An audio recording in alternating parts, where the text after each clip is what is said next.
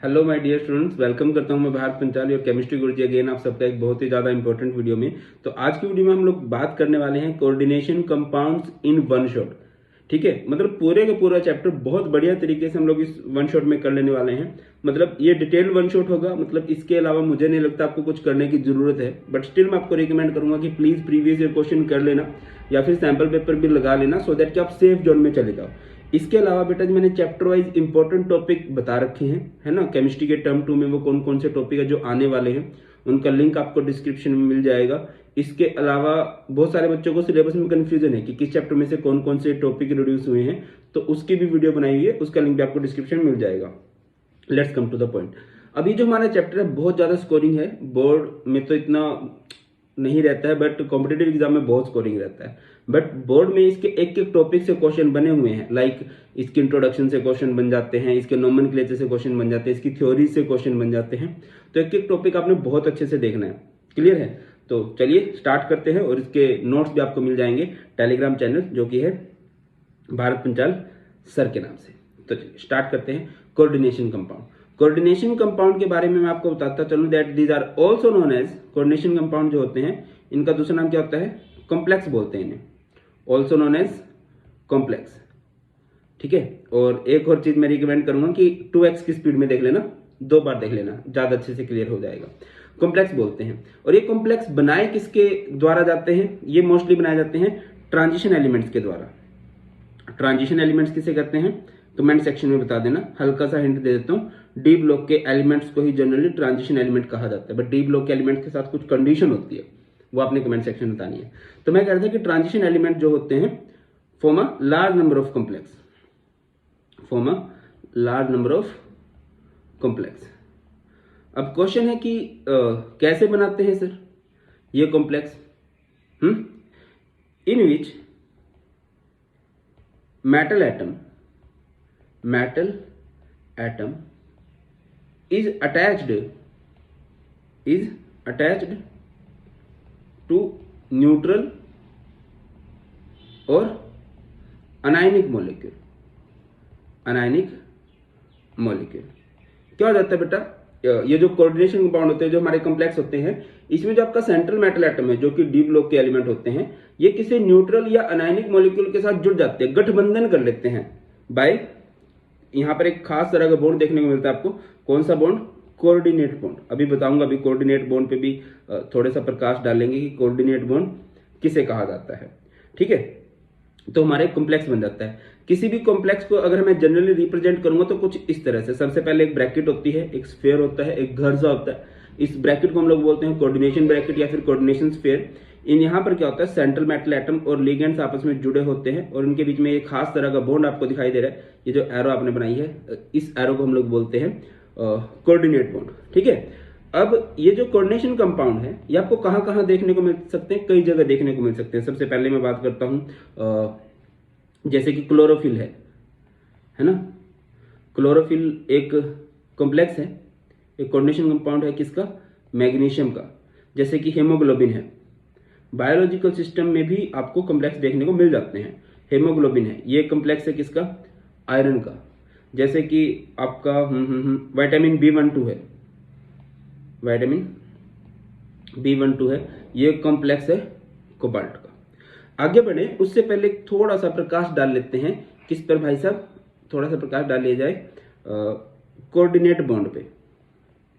Coordinate bond, आप लोग coordinate bond किसे कहते हैं? देखिए, बॉन्ड का मतलब होता है बंधन। बंधन सुना है ना, कर्ण अर्जुन, ये बंधन तो प्यार का बंधन है, जन्मों का संगम है, कुछ ऐसा, मतलब जो जोड़ के रखता है अलग अलग चीजों को। अब अलग अलग तरह से जुड़े होंगे, अलग अलग कंडीशन होंगी। तो कोऑर्डिनेट बॉन्ड क्या होता है? सिंपल सी बात याद रखिए, that it is a special type, it is a special type of covalent bond। It is a special type of covalent bond in which electron of one atom, in which electron of one atom shared by both bonded atom, both bonded atoms। ठीक है ना। अब मैं कोशिश करूँगी सब कुछ ना लिख के समझा दूँ, सो दैट करो तुम्हें ये रहेगी हाँ यार सर ने करवाया है, सब कुछ पहले से लिखा हुआ नहीं, मतलब कुछ जगह पे पहले से भी लिखा होगा, बट जनरली मैं लिख के समझा रहा हूँ आपको चीजें। Come to the point. अब देखिए एक आयनिक बॉन्ड होता है। आयनिक बॉन्ड में क्या होता है कि एक एटम दूसरे एटम को इलेक्ट्रॉन दे देता है, बात खत्म है ना, वो कटायन बन जाता है, वो अनायन बन जाता है। एक होता है कोवेलेंट बॉन्ड। कोवेलेंट बॉन्ड तो मैं बता भी देता हूँ, जैसे कि ए है, ठीक है ना, ए के पास एक इलेक्ट्रॉन है, दूसरे ए के पास भी एक इलेक्ट्रॉन है, तो ये साझेदारी कर लेते हैं,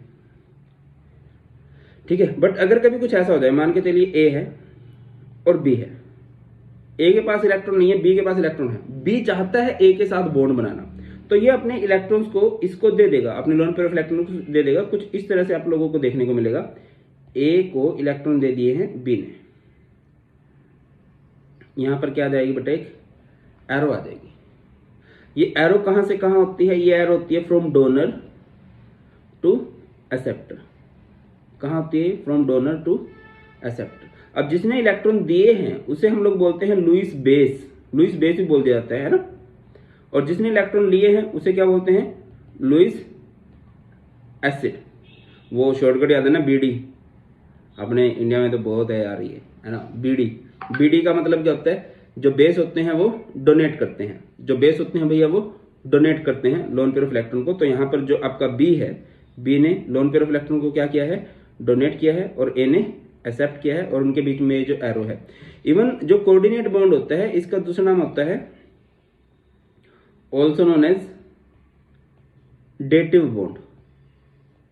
मैं एक सिंपल एग्जांपल देकर समझाता हूं आप लोगों को, ज्यादा अच्छे से क्लियर हो जाएगा, ठीक है। अपनी रोजमर्रा की जिंदगी में ऐसा होता है ना कि स्कूल लाइफ में हो आप लोग, तो क्या है कि 10-15 रुपए घर से लेके चले गए, आपका दूसरा फ्रेंड भी 10-15 रुपए लेके चला गया और कैंटीन में जाके पार्टी कर ली, तो दोनों ने अपने अपने पैसे दिए और पार्टी कर ली।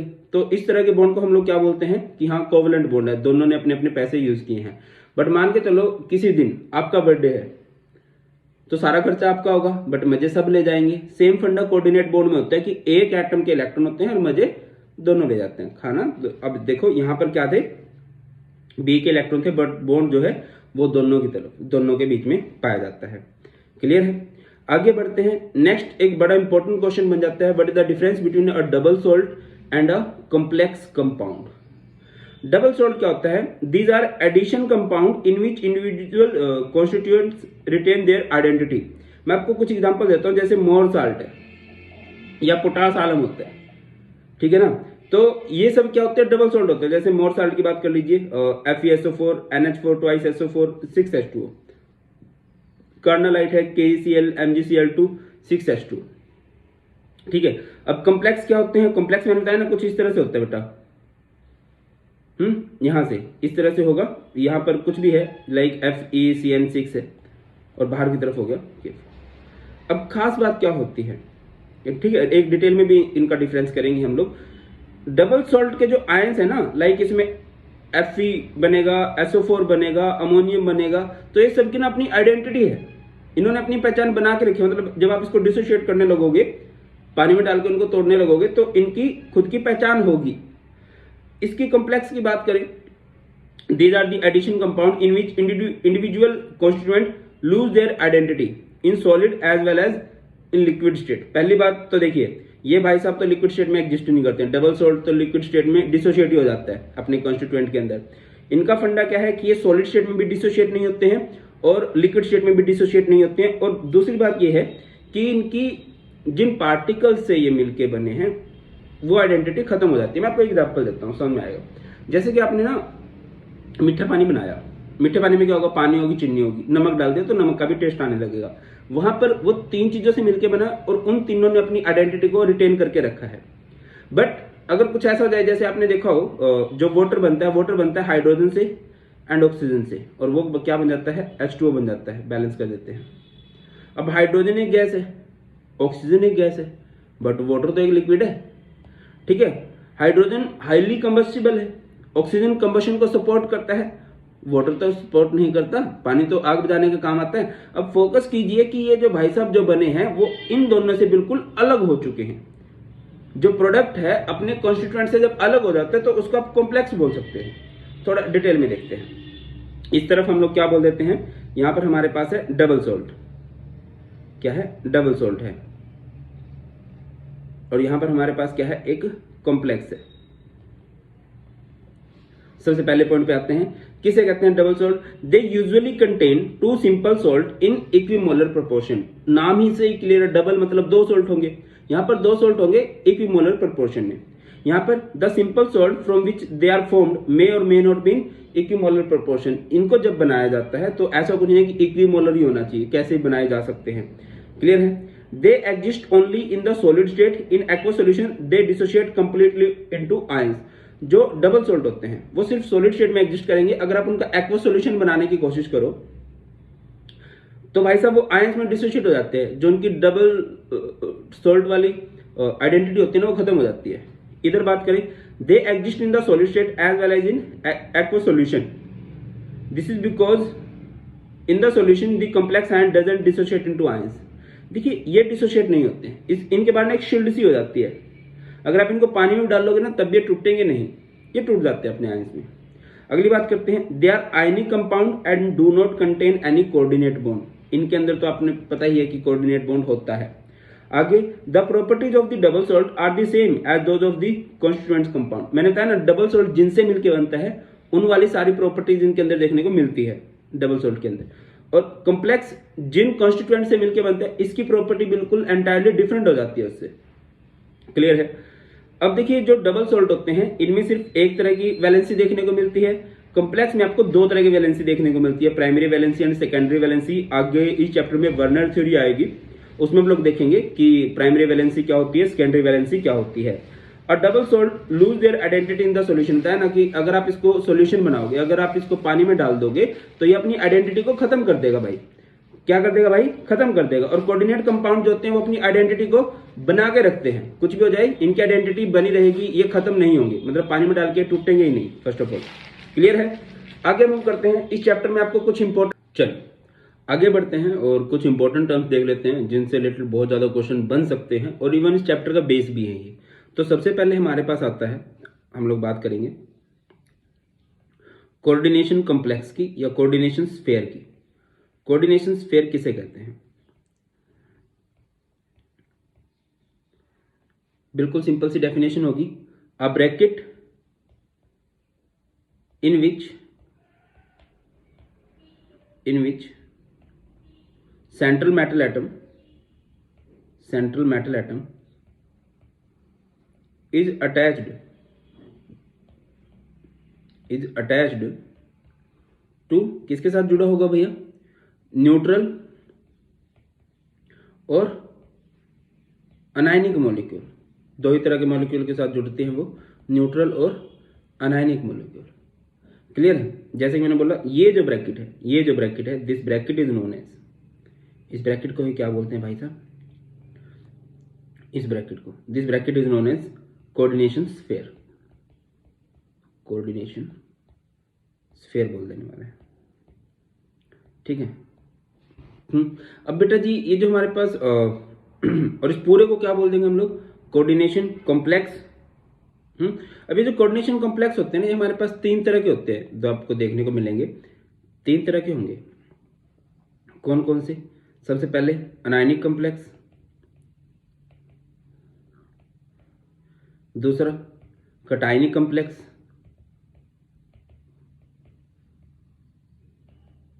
और तीसरा neutral complex. Anionic complex, cationic complex and neutral complex main फंडा होता है इस ब्रैकेट का, ठीक है। अनायनिक कॉम्प्लेक्स नाम से ही क्लियर है कि जब इधर क्या होगा बेटा जी, आपका नेगेटिव चार्ज होने वाला है। मान के चलो आपके पास एक यहाँ पर AgCN2 है, ये जुड़े हुए हैं और इधर चार्ज आ जाए नेगेटिव, तो ये हमारे पास क्या कहलाएगा? अनायनिक। बहुत सारे एग्जाम्पल हो सकते हो, कुछ भी लिख सकते हो, जैसे FeCN6 4 नेगेटिव, ठीक है। ऊपर अगर नेगेटिव चार्ज है तो इसे हम लोग क्या बोल देने वाले हैं? Anionic complex. अगर मान के चलो ऊपर पॉजिटिव चार्ज आ जाता है, इस कॉम्प्लेक्स के ऊपर अगर ऊपर पॉजिटिव चार्ज आ जाए, जैसे कि ये है CO NH3 6 और इसके ऊपर चार्ज आ गया 3 पॉजिटिव, तो इसे हम लोग क्या बोल देने वाले हैं? It is are cationic complex. या फिर ऐसे हो जाए FeH2O6 और इसके ऊपर चार्ज आ गया बेटा जी यहाँ पर 2 पॉजिटिव। जब इसके ऊपर पॉजिटिव चार्ज आ जाता है तो उसे हम लोग क्या बोलने लग जाते हैं कि हमारे पास है कटायनिक कॉम्प्लेक्स। और अगर इसके ऊपर चार्ज नहीं आता है ठीक है। अगर इसके ऊपर कोई भी चार्ज नहीं आता, जैसे कि आप लोग ऐसे लिख दो NiCO4, अब इस पूरे के ऊपर कोई भी चार्ज नहीं है, जैसे कि FeCO5, अब इसके ऊपर कोई भी चार्ज नहीं आया तो इसे आप लोग क्या बोल देने वाले हो, न्यूट्रल कॉम्प्लेक्स बोल देने वाले हो। अब यहां पे एक छोटा सा शब्द आप लोगों को सुनने को मिलेगा, क्या, central metal atom. Central metal atom नाम से ही क्लियर है, सेंट्रल है, सेंट्रल का मतलब क्या होता है कि ये सबसे मेन है। सेंट्रल मेटल एटम क्या होगा भाई, these are the main metals, these are the main metals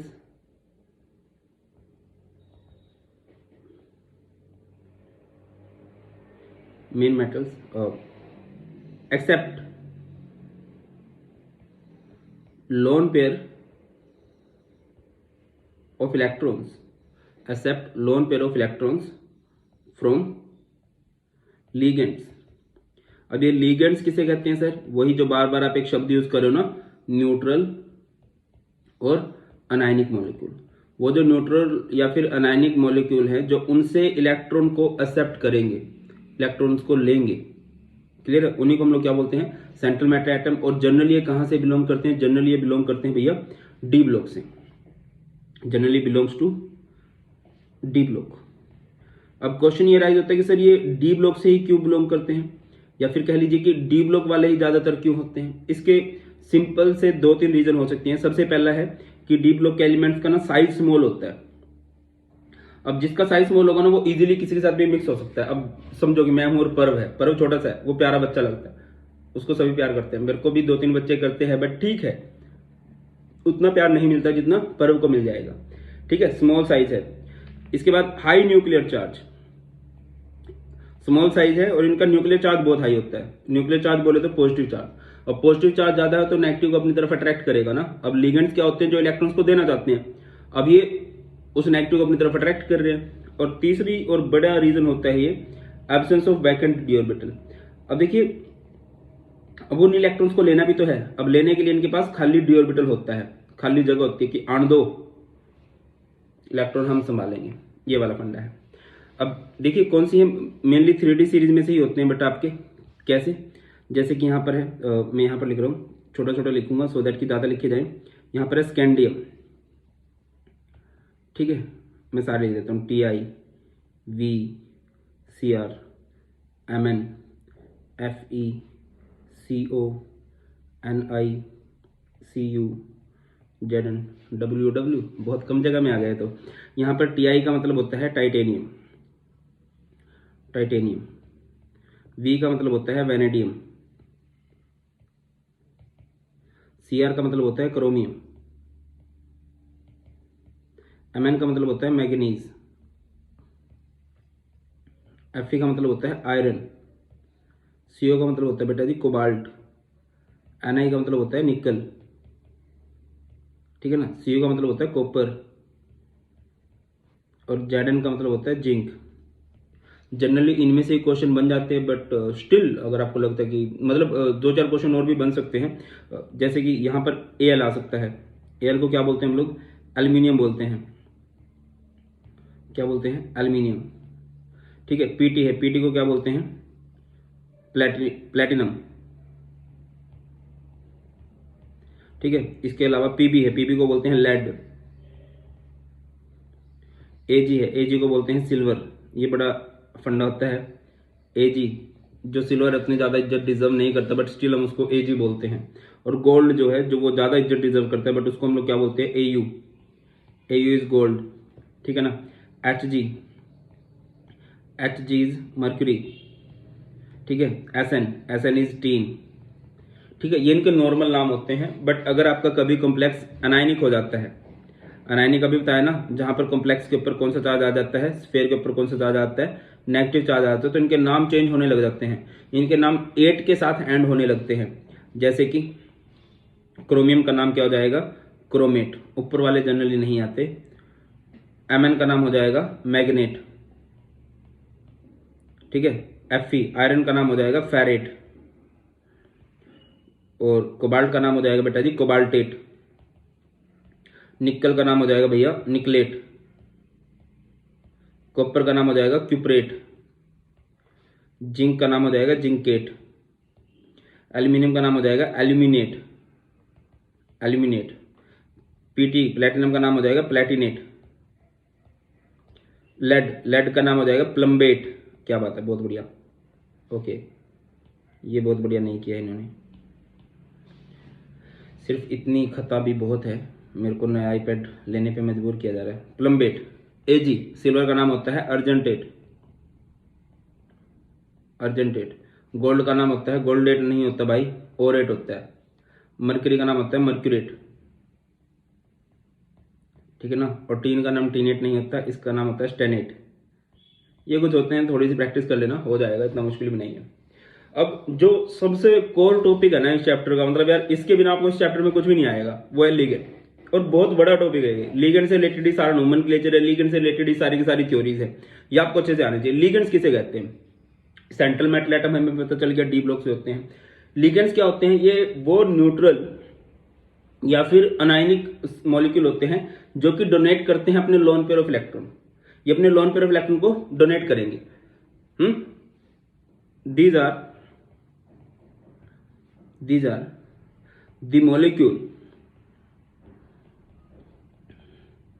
molecule which donate their lone pair of electron, to central metal atom, ठीक है। सेंट्रल मेटल एटम को अपने लोन पेयर देंगे to form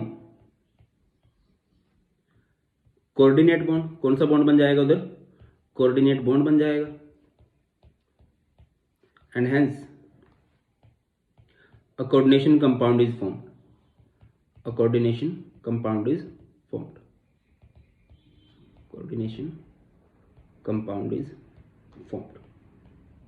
focus कीजिएगा, कहना क्या चाहता हूं आप लोगों को।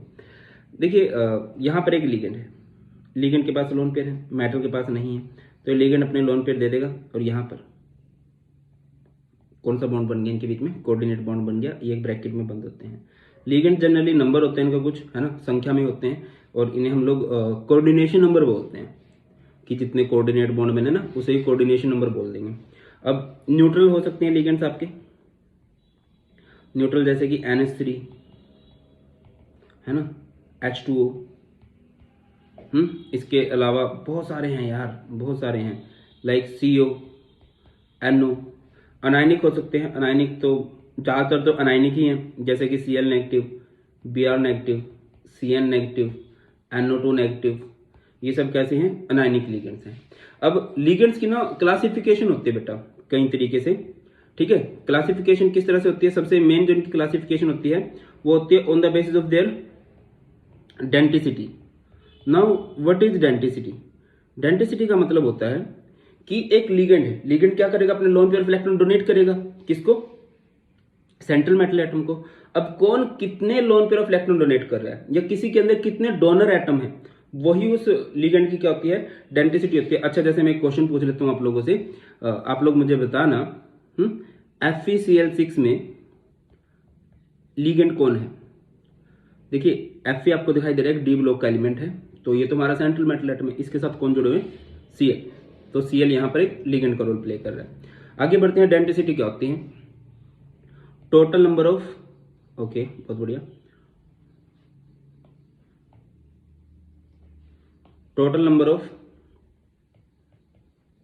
Donor atom, present in a ligand, ठीक है ना, कि एक लिगेंड के अंदर कितने डोनर एटम है टोटल, वही उसकी डेंसिटी हो जाती है, ठीक है। या फिर total number of loan pair of electron donated bye a ligand, कि एक लिगेंड ने कितने लोन पेयर ऑफ इलेक्ट्रॉन्स को डोनेट किया है, वही उसकी डेंसिटी हो जाती है। क्लियर है? अब देखो सबसे पहले हमारे पास आ जाता है मोनोडेंटेट लिगेंड। क्या भाई? Monodentate ligand. मोनोडेंटेट किसे कहेंगे बेटा? जिसकी डेंसिटी 1 हो, जहां पर एक डोनर एटम हो। दोज लिगेंड्स विच डोनेट या विच हैव 1 डोनर एटम, जिधर एक डोनर एटम हो। एग्जाम्पल क्या हो सकते हैं? Like F negative, Cl negative, Br negative, ठीक है। NH3 है, NH3 में सिर्फ nitrogen he loan pair of electron donate कर सकता है। H2 है, इधर oxygen he loan pair of electron को डोनेट कर सकता है। तो ये सब हमारे पास क्या है ब्रो? इधर ये हमारे पास क्या है? These are monodentate ligands. आगे बढ़ता हूँ। नेक्स्ट हमारे पास आ जाते हैं बाइडेंटेट लिगेंड्स। बाई मतलब दो, डेंटेट मतलब जिनकी डेंटिसिटी 2 होती है। बाइडेंटेट लिगेंड्स किसे कहा जाएगा? Those ligands which have 2 donor atoms, जिसके पास 2 डोनर एटम होते हैं। ये बड़े इंटरेस्टिंग होते हैं यार, है ना। इनसे रिलेटेड बन जाती हैं कई सारे क्वेश्चन। सबसे पहले अगर मैं बात करता हूँ 2 डोनर एटम्स के एग्जाम्पल क्या हो सकते हैं। सबसे पहले हमारे पास आ जाएगा ईएन, इसे बोलते हैं इथेन 1,2 डाइमाइन, और इसको ईएन से जनरली रिप्रेजेंट किया जाता है, ठीक है। और होता क्या है? इथ यानी कि 2 कार्बन और डाइमाइन यानी कि 2 नाइट्रोजन होते हैं, कुछ ऐसे। NH2 CH2 बुक्स में तो जनरली आपको ऐसे दिखेगा CH2 NH2। ओके, बहुत गंदा काम हो गया था। NH2। अब यहाँ पर नाइट्रोजन के पास लोन पेयर होते हैं, और ये नाइट्रोजन ही अपने लोन पेयर को डोनेट करता है। अब 2 नाइट्रोजन है इधर डोनेट करने को, तो इसकी डेंसिटी 2 हो जाएगी। इसके अलावा एक बढ़िया एग्जांपल होता है ऑक्सालेटो को हम लोग OX से रिप्रेजेंट करते हैं। एंड ये जो ऑक्सालेटो बना है, ये बना है ऑक्सैलिक एसिड से। ऑक्सैलिक एसिड क्या होता है? ये आपका ऑक्सैलिक एसिड होता है, ठीक है। यहाँ से H हट जाता है, H हट जाएगा तो यहाँ पर ऑक्सीजन के ऊपर नेगेटिव चार्ज आ जाएगा, ठीक है ना। और यहाँ पर ये इस तरह से यहाँ पर भी 2 डोनर एटम हो गए। एक होता है ग्लाइसिनेटो, ठीक है। इसको हम ग्लाई से रिप्रेजेंट करते हैं। ये ग्लाई वर्ड आप लोगों ने टर्म 1 में एक चैप्टर था बायोमोलिक्यूल, ग्लाइसिन सुना होगा। ग्लाइसिन में बताता हूँ क्या होता था। जैसे एक कार्बन होता था, इधर है आपके पास NH2, इधर है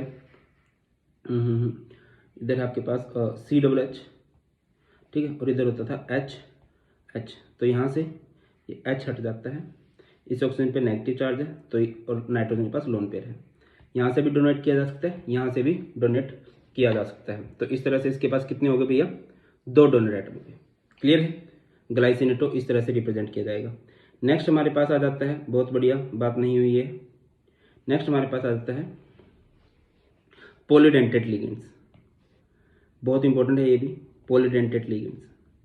अब पॉली का मतलब क्या होता है? मोर देन 2, ठीक है। सिंपल सी डेफिनेशन क्या होगी? Those ligands which have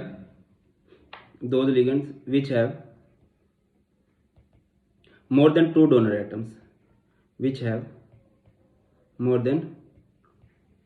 atoms, अगर कहीं पर भी 2 से ज्यादा डोनर एटम है, ठीक है, तो उसे आप पॉलीडेंटेट लिगेंड्स की कैटेगरी में रख सकते हो। एग्जाम्पल क्या आएगा बेटा जी? यहाँ पर EDTA फुल फॉर्म क्या होती है EDTA की? इथाइलिन डाइमाइन टेट्रा एसीटेटो आयन या एसीटेट आयन। स्ट्रक्चर बनाते हैं इथ का मतलब क्या होता है? यहाँ पर 2 कार्बन, डाइमाइन यानी 2 नाइट्रोजन, और टेट्रा एसीटेटो शब्द आया है एसिटिक एसिड से, तो यहाँ पर हो जाएगा ये CH2 COO नेगेटिव, इधर भी सिमिलरली CH2 COO नेगेटिव, और यहाँ पर CH2 और नाइट्रोजन के पास क्या है? इधर लोन पेयर है। तो आप खुद से देखिए क्या होगा। यहाँ पर एक डोनर एटम, ये देखिए अगर कहीं पर नेगेटिव चार्ज हो रहा है ना, इट मीन्स उसकी इलेक्ट्रॉन डेंसिटी बढ़ चुकी है, और अगर उसकी इलेक्ट्रॉन डेंसिटी बढ़ चुकी है इट मीन्स वो इलेक्ट्रॉन डोनेट करना चाहेगा।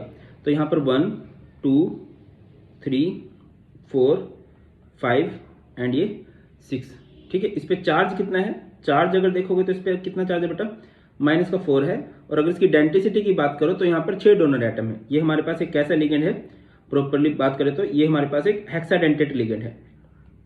कैसा लिगेंड है ब्रो, हेक्साडेंटेट लिगेंड है ये हमारे पास। क्लियर है, आगे बढ़ते हैं। नेक्स्ट एक और बढ़िया सा टॉपिक आ जाता है इधर, आपको सुनने को मिलेगा एम्बीडेंटेट लिगेंड।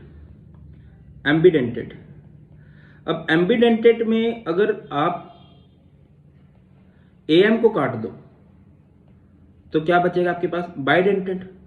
तो एक्चुअल में क्या होते हैं, बाइडेंटेट लिगेंड्स होते हैं। बाइडेंटेट का मतलब क्या होता है, जिनके पास 2 डोनर एटम, बट एक टाइम में ये दोनों का यूज नहीं कर सकते, एक टाइम में सिर्फ एक का यूज कर सकते हैं। बढ़िया एग्जांपल है एबी डिविलियर्स, ठीक है, शायद आप लोग जानते हो, बाकी अभी तो रिटायरमेंट ले चुके हैं। तो एबी डिविलियर्स भाई साहब को ना मिस्टर 360 डिग्री लिखा जाता है।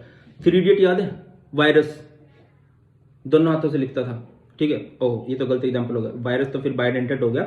अब हम भी थोड़ा बहुत तो लिख सकते हैं ना, बट एक टाइम में ज्यादा अच्छे से हम, या एक टाइम में एक ही हाथ से लिख सकते हैं प्रॉपरली तो हम लोग। तो जो एबी डिविलियर्स थे, एबी डिविलियर भाई साहब मिस्टर 360 डिग्री बोलते हैं उनको, क्योंकि वो लेफ्टी भी खेल लेते थे राइटी भी, बट एक बॉल पे या तो वो राइटी ही शॉट मारेंगे या लेफ्टी ही शॉट मारेंगे।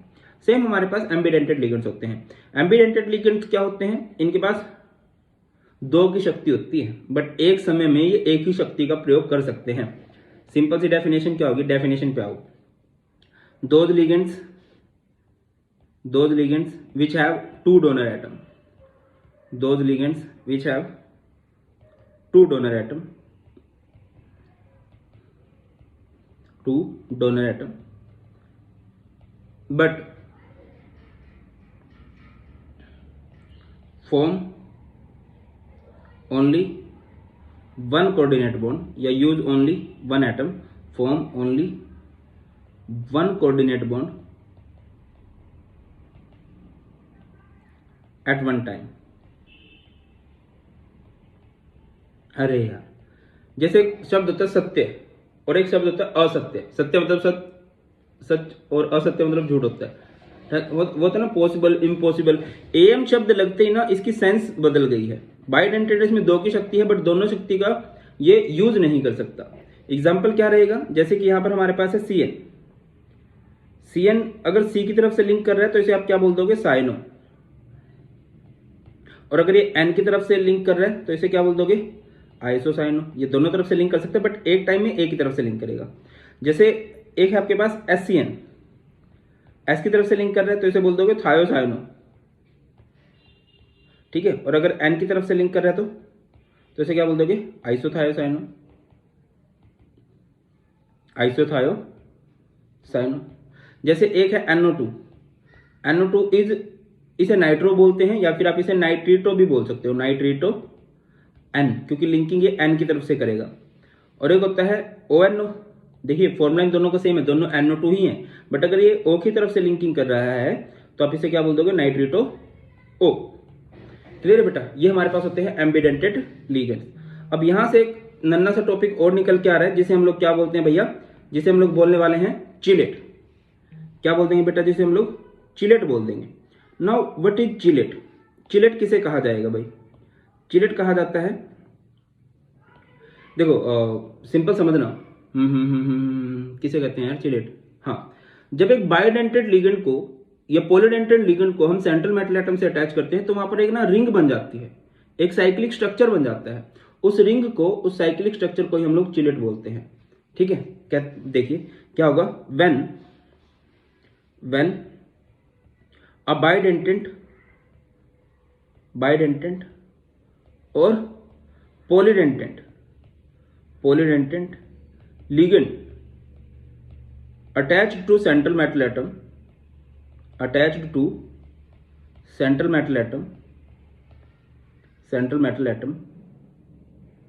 and form a ring type structure, इस लिगेंड को क्या बोलेंगे, ligand is known as ligand is known as chelating ligand. क्या बोलने वाले हैं? चिलेटिंग लिगेंड बोलने वाले हैं। उस कॉम्प्लेक्स को क्या बोलने वाले हैं? Complex is known as chelate and this process is known as, इस प्रोसेस को क्या बोलेंगे बेटा जी हम लोग? Process is known as chelation. इस प्रोसेस को हम लोग बोलने वाले हैं चिलेशन। क्लियर होती है बात? लिगेंड को बोलेंगे चिलेटिंग लिगेंड और भाई साहब उस कॉम्प्लेक्स को बोलने वाले हैं चिलेट और इस प्रोसेस को बोला जाएगा चिलेशन। एग्जांपल देता हूं, शायद आपको ज्यादा वाइब्स आए कि मैं आपको क्या कहना चाह रहा हूं भाई, है ना, ज्यादा अच्छे से फील आ जाएगी। जैसे कि आपके पास क्या है, PTEN2 है, PTEN2, ठीक, ये PT है और यहां पर EN आपको पता होगा, EN एक बाइडेंटेड लिगेंड है जो दो साइड से जुड़ेगा, ठीक है, इस तरह से EN जुड़ गया, ठीक है, इस तरह से, ठीक है। और अगर आप इसे प्रॉपरली बनाना चाहो तो PTEN को ऐसे भी लिख सकते हो, CH2 CH2 NH2, इधर NH2, इधर इसने बॉन्ड बना दिया, ठीक है। सिमिलरली ऐसे ये भी CH2 CH2 NH2 NH2। Focus करना बेटा जी, यहां पर क्या बन चुकी है? इधर बन चुकी है रिंग, इधर क्या बन चुकी है? रिंग बन चुकी है, ठीक है। अब ये जो रिंग बनी है इनको ही हम लोग क्या बोलने वाले हैं? ये जो रिंग बनी है इस वजह से इस पूरे कॉम्प्लेक्स को बोला जाएगा चिलेट एंड इस लिगेंड को बोला जाएगा चिलेटिंग लिगेंड और ये रिंग बनाने वाली जो प्रोसेस है इसे बोला जाता है चिलेशन। अब ज्ञान की बात क्या है? ज्ञान की बात यह है कि ये जो चिलेट्स होते हैं ये एक्स्ट्रा स्टेबल होते हैं। Chelates are more stable than, किससे ज्यादा स्टेबल है भाई? Are more stable than normal complex, जो जहां पर साइक्लिक स्ट्रक्चर नहीं बनता है उनसे ये ज्यादा स्टेबल होते हैं। जैसे यहीं पर अगर मैं आपको बोल दूं कि PTNS34 है, ठीक है, PTNS34, ये जो न्यूट्रल लिगेंड्स होते हैं ना, अभी पता लगेगा आपको न्यूट्रल, ये जनरली ब्रैकेट में लिखते हो आप लोग, ब्रैकेट के अंदर एक और ब्रैकेट वो, ठीक है। अब देखिए अगर आप इसका स्ट्रक्चर बनाओगे PTNS3 का, ये है NH3, ये है NH3, ये है NH3 और ये है NH3। अब देखिए यहां पर कोई साइकिल नहीं बनी है और अगर साइकिल नहीं बन रही है तो उसे आप नॉर्मल कॉम्प्लेक्स बोलते हो, बट यहां पर रिंग बन रही है, ठीक है। यहां पर अगर आप नोटिस कर पा रहे हो यहां पर रिंग बन रही है, बट यहां पर कोई रिंग नहीं है, ये बंद नहीं हुआ, ठीक है ना। अगर रिंग बनती है तो उसे चिलेट बोलते हैं और रिंग नहीं बनती है तो आपके पास क्या है? एक नॉर्मल कॉम्प्लेक्स है। क्लियर है? अब नेक्स्ट बेटा जी हमारे पास आ जाता है coordination number, coordination number. But coordination number को डिस्कस करने से पहले हम डिस्कस करना चाहेंगे बेटा जी आपके साथ किसको? लिगेंड्स को। लिगेंड्स की एक बहुत बड़ी टेबल है, उसको थोड़ा अच्छे से देख लेते हैं क्योंकि उससे रिलेटेड ही सब कुछ आ गया, ठीक है, लिगेंड्स। और मैं रिक्वेस्ट करूंगा कि प्लीज इसको अभी क्लास में आगे बढ़ते इनको कॉपी में लिख लेना क्योंकि सारा चैप्टर इसी से है और इसी से नोमेनक्लेचर सीखोगे, सारा कुछ इससे सीखने वाले हो। देखिए लिगेंड्स आपके तीन तरह के होते हैं, कौन कौन से? कटायनिक, अनायनिक एंड न्यूट्रल, ठीक है। हमारे सिलेबस में जो हम डिस्कस करने वाले हैं वो अनायनिक और न्यूट्रल को डिस्कस करने वाले हैं। अब अनायनिक आपको पता है, अनायनिक लिगेंड्स ऐसे लिगेंड जिन पर नेगेटिव चार्ज होता है और neutral ligands which carry no charge, जिस पर कोई भी चार्ज नहीं होता। अनायनिक लिगेंड्स की एक खास बात होती है कि वो O के साथ एंड होते हैं। आप देखोगे जितने भी अनायनिक लिगेंड्स हैं उनके नाम के लास्ट में O वर्ड यूज होता है, ठीक है। जैसे मैं यहां पर पहले आपको सारे अनायनिक लिगेंड्स लिखवा देता हूं। दोबारा बोल रहा हूं बेटा जी, बहुत सारे बच्चे बोलते हैं, इवन मतलब जब मेरी प्लस की क्लास होती है, अब ये देख लो प्लस पे पढ़ा रहे हैं बच्चों को, स्टिल वो बच्चे जो हैं नहीं पढ़ते हैं। और मतलब ये है कि ये दूसरी या तीसरी क्लास में ही हो जाता है, और दूसरी तीसरी मतलब उस कोर्स की दूसरी या तीसरी क्लास में मैंने करवा दिया था। 8वीं 9वीं क्लास तक उन्होंने पढ़ा नहीं और फिर अपना जय माता दी होगी, मतलब उन्हें नहीं पता था। तो मैं आपको बोलूंगा लिगेंड्स अच्छे से कर लेना, ठीक है। जैसे कि आपके पास है फ्लोरिडो, ठीक है, fluorido is F negative. Next is chlorido, chlorido is Cl negative. Next is bromido, bromido is Br negative. Next is iodido, iodido is I negative. Next is cyano, cyano is Cn negative. Next is isocyano, isocyano is Nc negative. Next is thiocyano, thiocyano, thiocyano is Nc, okay गलत लिख रहा हूँ, HCN negative. ठीक है। Next is iso, ये तो simple होता है यार, जब आइसो शब्द हो रहा है ना, इट मीन्स इसको उल्टा कर दो, iso थायोसाइनो is NCS negative.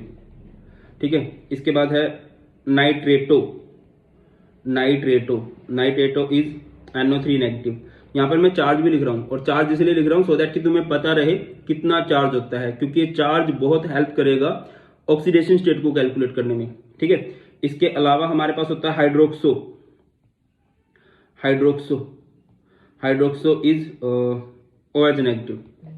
Clear है। इसके बाद है हमारे पास peroxo, peroxo is O2 negative, O2 negative. ठीक है। एक होता है ऑक्सो, ऑक्सो यानी ऑक्सीजन पे 2 नेगेटिव। एक होता है नाइट्रेटो N, नाइट्रेटो N is NO2 negative. एक होता है नाइट्रेटो O, नाइट्रेटो O का मतलब होता है ONO नेगेटिव। ठीक है। इसके अलावा होता है सल्फेटो, सल्फेटो इज SO4 2 नेगेटिव, 2 नेगेटिव। एक होता है ऑक्सालेटो, ऑक्सालेटो अभी करवाया था ना, C2O4 2 नेगेटिव, इसे OX से जनरली रिप्रेजेंट किया जाता है। एक होता है okay glycinato, glycinato.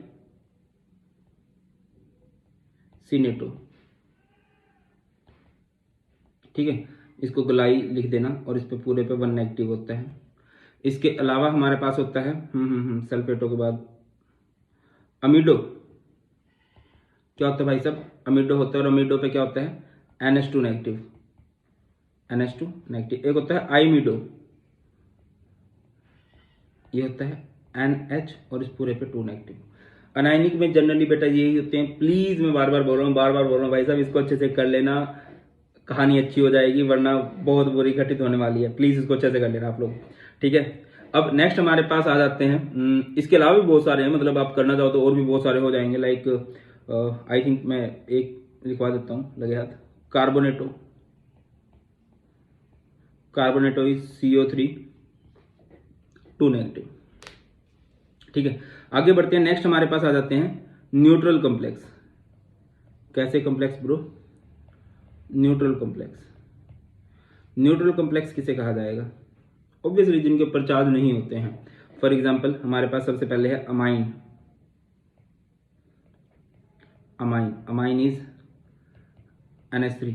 Next is aqua, aqua is H2O। इसके अलावा nitrosyl, nitrosyl is NO। Next is thionyl, thionyl is SO। Next is thiocarbonyl, thiocarbonyl CS। एक होता है कार्बोनिल, ये नील नील वाले तो सिंपल से हैं, जनरली वो लगता है इनमें, CO। ठीक है। इसके अलावा भी कई सारे होते हैं, जैसे कि एक हमारे पास आ जाता है PPH3, या फिर आप एक कर सकते हो फोस्फिन, फोस्फिन होता है एक, फोस्फिन, फोस्फिन इज PH3। ठीक है। एक होता है ट्राई फिनाइल फोस्फिन, इन पे चार्ज नहीं होता, मैंने कोई चार्ज नहीं लिखा है। ये होता है P मतलब फॉस्फोरस है, और ट्राई फिनाइल, फिनाइल वो बेंजीन वाला, PH3। ठीक है। It is triphenyl phosphine. इसके अलावा क्या होगा, जैसे वो फेमस अपना EN है ना, इथेन 1,2 डाइमाइन, इथेन 1,2 डाइमाइन, इसे हम लोग क्या बोलते हैं? CH2 NH2 NH2। अगेन बोल लूंगा, इस पूरे के ऊपर दोबारा देख लो, पोज लेके इनको नोट कर लो, क्योंकि इनके बिना कहानी घटित नहीं होगी। ठीक है, चलिए आगे बढ़ते हैं। नेक्स्ट हमारे पास आ जाते हैं बेटा जी homoleptic and heteroleptic complexes. Homoleptic complex किसे कहते हैं? Those complex which contain only, those complex which have only one type of ligands. Homo का मतलब सेम होता है ना, लैप्टिक मतलब लिगेंड जिसमें सेम लिगेंड्स हो, विच have only one type of ligands, ठीक है ना। और हेट्रोलैप्टिक किसे कहेंगे? दोज कॉम्प्लेक्स विच हैव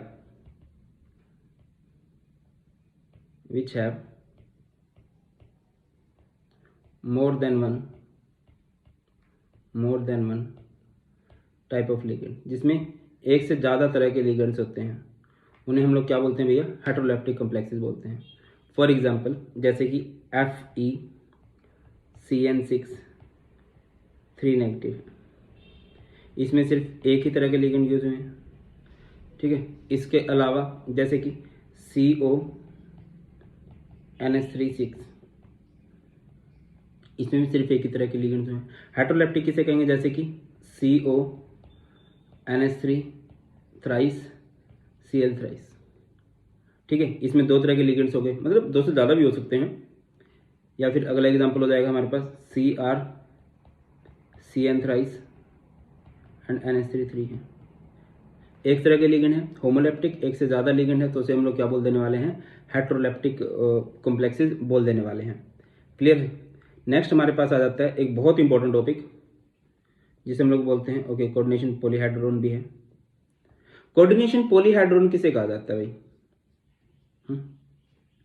देखिए लिगेंड्स को जब आप अरेंज करते हो ना, अलग अलग लिगेंड्स को अरेंज करते हो स्पेस में, स्पेस अभी हमारे पास ओके बहुत गंदी बात यह है कि इधर मैंने रख नहीं रखे हैं, just a second.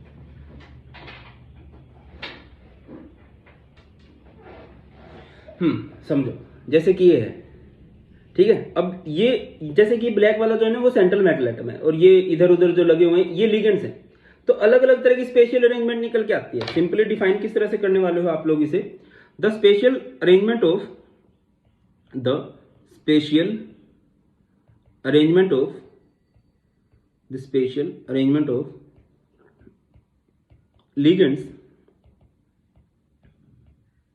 ligands around central metal atom क्या हो जाएगा भैया?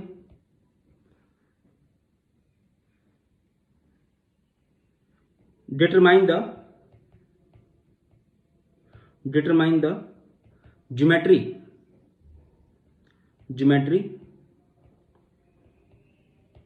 of complex is called, इसी को क्या बोलेंगे हम लोग? is called coordination पॉलीहाइड्रोन। मैं आपको एग्जांपल देकर समझाता हूँ, आपको ज़्यादा वाइब्स आएंगे। जैसे कि आपके पास एक सेंट्रल मेटल एटम है और उसके साथ 6 लिगेंड लगे हुए हैं, तो आप क्या करोगे? ये सेंट्रल मेटल एटम है, इसके राउंड में लिगेंड्स को लगा दो भाई, ठीक है ना। ये L, ये L, ये L, ये L, सिमिलरली ऐसे L, पता है ना इसे क्या बोलते हैं? This shape is known as octahedral. क्या बोलते हैं इसको? ऑक्टाहेड्रल बोलते हैं। जैसे कि 5 लिगेंड्स लगे हुए हैं, ठीक है। M इधर,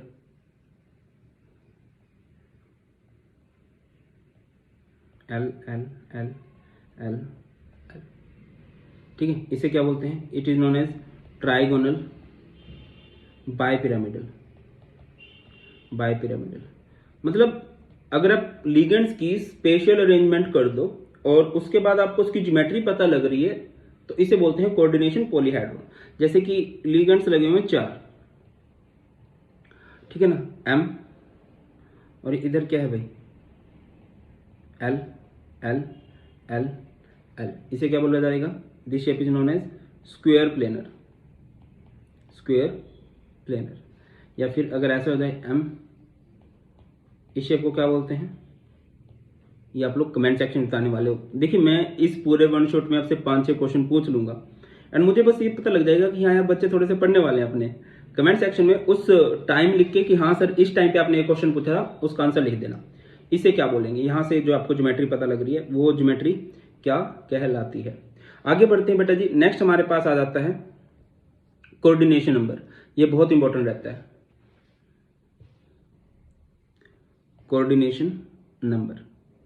अब कोऑर्डिनेशन नंबर किसे कहा जाता है भाई, बिल्कुल सिंपल सी डेफिनेशन होगी, टोटल नंबर ऑफ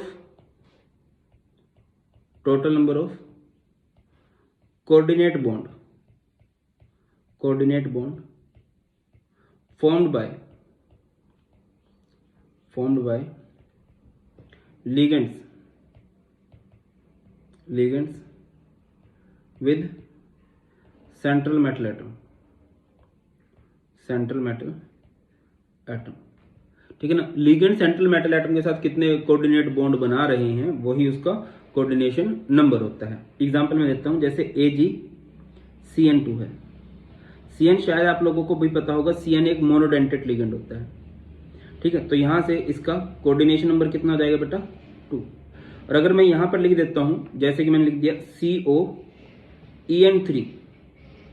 अब EN एक बाइडेंटेड लिगेंड है, इसमें 2 की शक्ति होती है, तो 3 EN है, एक EN में 2 कोऑर्डिनेट बॉन्ड बनाने की क्षमता है, तो 3 EN कितने बना देंगे, यहां से कोऑर्डिनेशन नंबर कितना हो जाएगा बेटा जी, 6 हो जाएगा। अच्छा, एक हमने टॉपिक किया था यहाँ पर, कहाँ गया, एम्बिडेंटेड लिगेंड्स नाम का टॉपिक किया था हम लोगों ने, ठीक है ना, एम्बिडेंटेड। अब क्योंकि एक साइड से जुड़ रहे हैं तो दीज आर, याद रखना, दीज आर यूनिडेंटेड लिगेंड्स या मोनोडेंटेड लिगेंड्स होते हैं। अगर आपसे कोई पूछता है कि ठीक है एम्बिडेंटेड एक्चुअल में क्या है, मोनोडेंटेड है कि बाइडेंटेड, शक्ति 2 की है, प्रयोग तो नहीं कर सकते ना, एक का ही प्रयोग कर सकते हैं, तो दीज आर यूनिडेंटेड लिगेंड्स। चलिए आगे है वो घड़ियां जिनका आपको बेसब्री से इंतजार था कि इसमें सर नोमेनक्लेचर भी तो आता है। नोमेनक्लेचर मस्ट है भाई, मस्ट है नोमेनक्लेचर इसका। तो नोमेनक्लेचर अगर हम कभी भी करते हैं तो कैसे करते हैं, मैं आपको 2-3 एग्जांपल अपनी तरफ से बताता चलूंगा। देखिए, अगर हमारे पास सिर्फ ये दे रखा है, ऐसा जनरली होता नहीं है कि सिर्फ स्फीयर दे रखा हो, मान के चलते दे रखा है, यहां पर सेंट्रल मेटल एटम होगा और यहां पर लिगेंड होगा, ठीक है, लिगेंड्स के कुछ नंबर होंगे। अगर सिर्फ स्फीयर दे रखा है तो आप लोग लिगेंड्स का नाम पहले करने वाले हो एंड सेंट्रल मेटल एटम का नाम बाद में करने वाले हो, बात खत्म। जैसे कि मैंने बोल दिया CONH3 अपनी तरफ से बनाया गया एग्जांपल है, इसका नाम क्या होगा। अब 4 को क्या बोलेंगे, 4 is tetra, NH3 is known as ammine, tetra ammine, और CO को क्या बोल देंगे बेटा जी हम लोग, कोबाल्ट, और ब्रैकेट में लिखेंगे ऑक्सीडेशन स्टेट। हाँ, ऑक्सीडेशन स्टेट भी बड़ा फंडा होता है। ऑक्सीडेशन स्टेट निकाली जाएगी किसकी, इस सेंट्रल मेटल एटम की, इसको X मान लेंगे, NH3 4 है और NH3 पे चार्ज कितना होता है, किया था, NH3 पे 0 चार्ज होता है, इक्वल टू में 0 पर कोई चार्ज नहीं रखा, X इक्वल टू कितना आ जाएगा यहाँ से, X इक्वल टू 0, तो ब्रैकेट में 0 लिख दोगे। क्लियर है, आगे बढ़ते हैं। जैसे कि आपको कोई बोलता है NiNH3 और यहां पर H2O2, आपने इसका नाम करना है। लिगेंड्स का नाम पहले होता है, और अगर कभी एक से ज्यादा लिगेंड हो जाए तो वहां पर IUPAC ने बहुत सिंपल कर रखा है। क्या कर रखा है भाई, उनके नाम अल्फाबेटिकल ऑर्डर में होंगे। जैसे कि NH3 है, NH3 is known as ammine and H2O is known as aqua. तो बेटा जी इनका नाम कैसे होगा, अल्फाबेटिकल ऑर्डर में जो पहले आ रहा है, तो अमाइन पहले आएगा, 2 अमाइन है, 2 ammine is known as diammine, done. उसके बाद 2 वाटर हैं तो डाई एक्वा, एंड Ni को क्या बोल देंगे, निकल, डाई अमाइन, डाई एक्वा, निकल, और ऑक्सीडेशन स्टेट निकाल लो, निकल को X मान लोगे, NH3 2 है, 0, H2O 2 है, 0, तो यहां पर आ जाएगा 0। क्लियर होती है बात। चलिए बंधुओं, अब कुछ एग्जाम्पल ट्राई किया जाए। Let's move to the examples. IUPAC nomenclature सबसे पहले आपके पास है AgNH3 और उस पूरे के ऊपर है पॉजिटिव चार्ज। कैसा कॉम्प्लेक्स है, कटायनिक कॉम्प्लेक्स है, कोज ऊपर पॉजिटिव चार्ज दे रखा है। अब देखिए, आप इसका नाम करोगे, पहले लिगेंड्स का नाम पहले होगा, तो 2 हैं तो डाई, NH3 को क्या बोल देंगे, अमाइन, ठीक है। और Ag को क्या बोला जाएगा, देखिए जो नाम चेंज होते हैं ना वो होते थे अनायनिक कॉम्प्लेक्स में। Ag को सिंपल नाम होगा सिल्वर, सिल्वर, और यहाँ पर ऑक्सीडेशन स्टेट और लास्ट में क्या लिख रहे होंगे आप लोग, आयन लिख रहे होंगे। सर ये आयन क्यों लिख रहे हो, पहले तो नहीं लिखा था। अभी इससे पहले हमने जो दो एग्जांपल किए थे उसमें चार्ज नहीं था, इसमें चार्ज है। चार्ज चाहे पॉजिटिव हो चाहे नेगेटिव हो, हम लास्ट में क्या लिखते हैं, आयन लिखते हैं।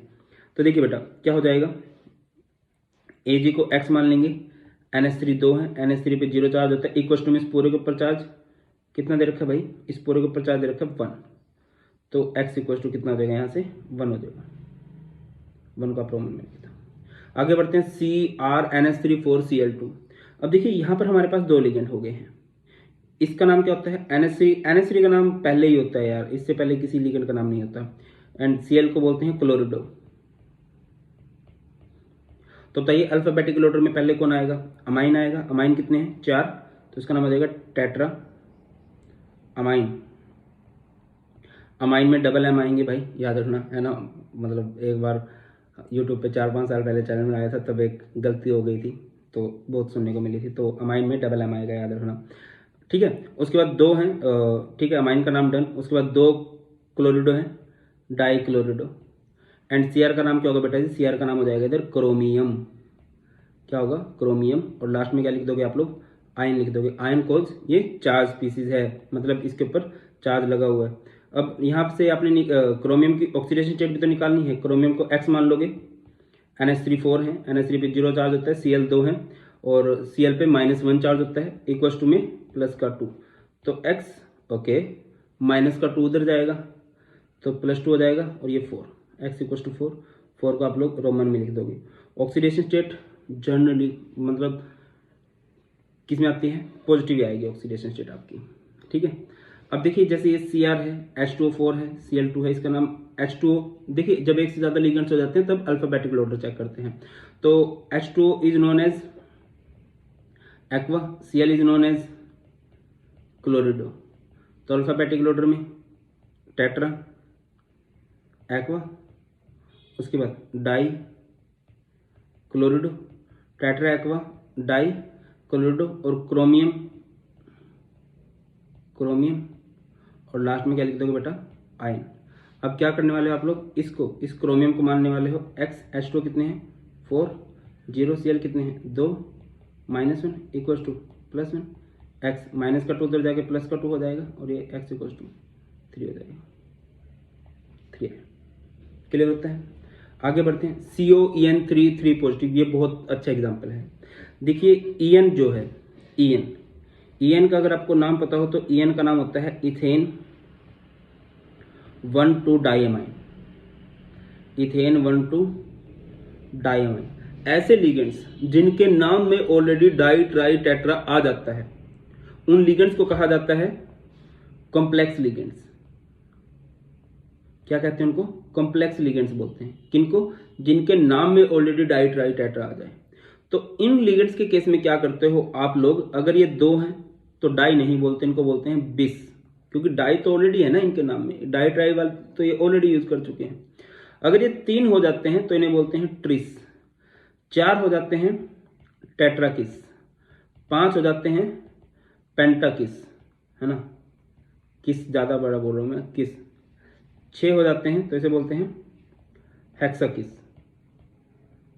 चलिए let's come to the point, ये 3 हैं, 3 को क्या बोलेंगे, ट्रिस। भाई को पूरी इज्जत दी जाती है, ब्रैकेट में नाम लिखते हैं। EN का नाम क्या होता है, इथेन 1,2 डाइअमाइन, इथेन 1,2 डाइअमाइन। उसके बाद क्या होगा, CO को क्या बोलते हैं, CO is known as cobalt, वो जगह नहीं थी, या फिर ठीक है भाई,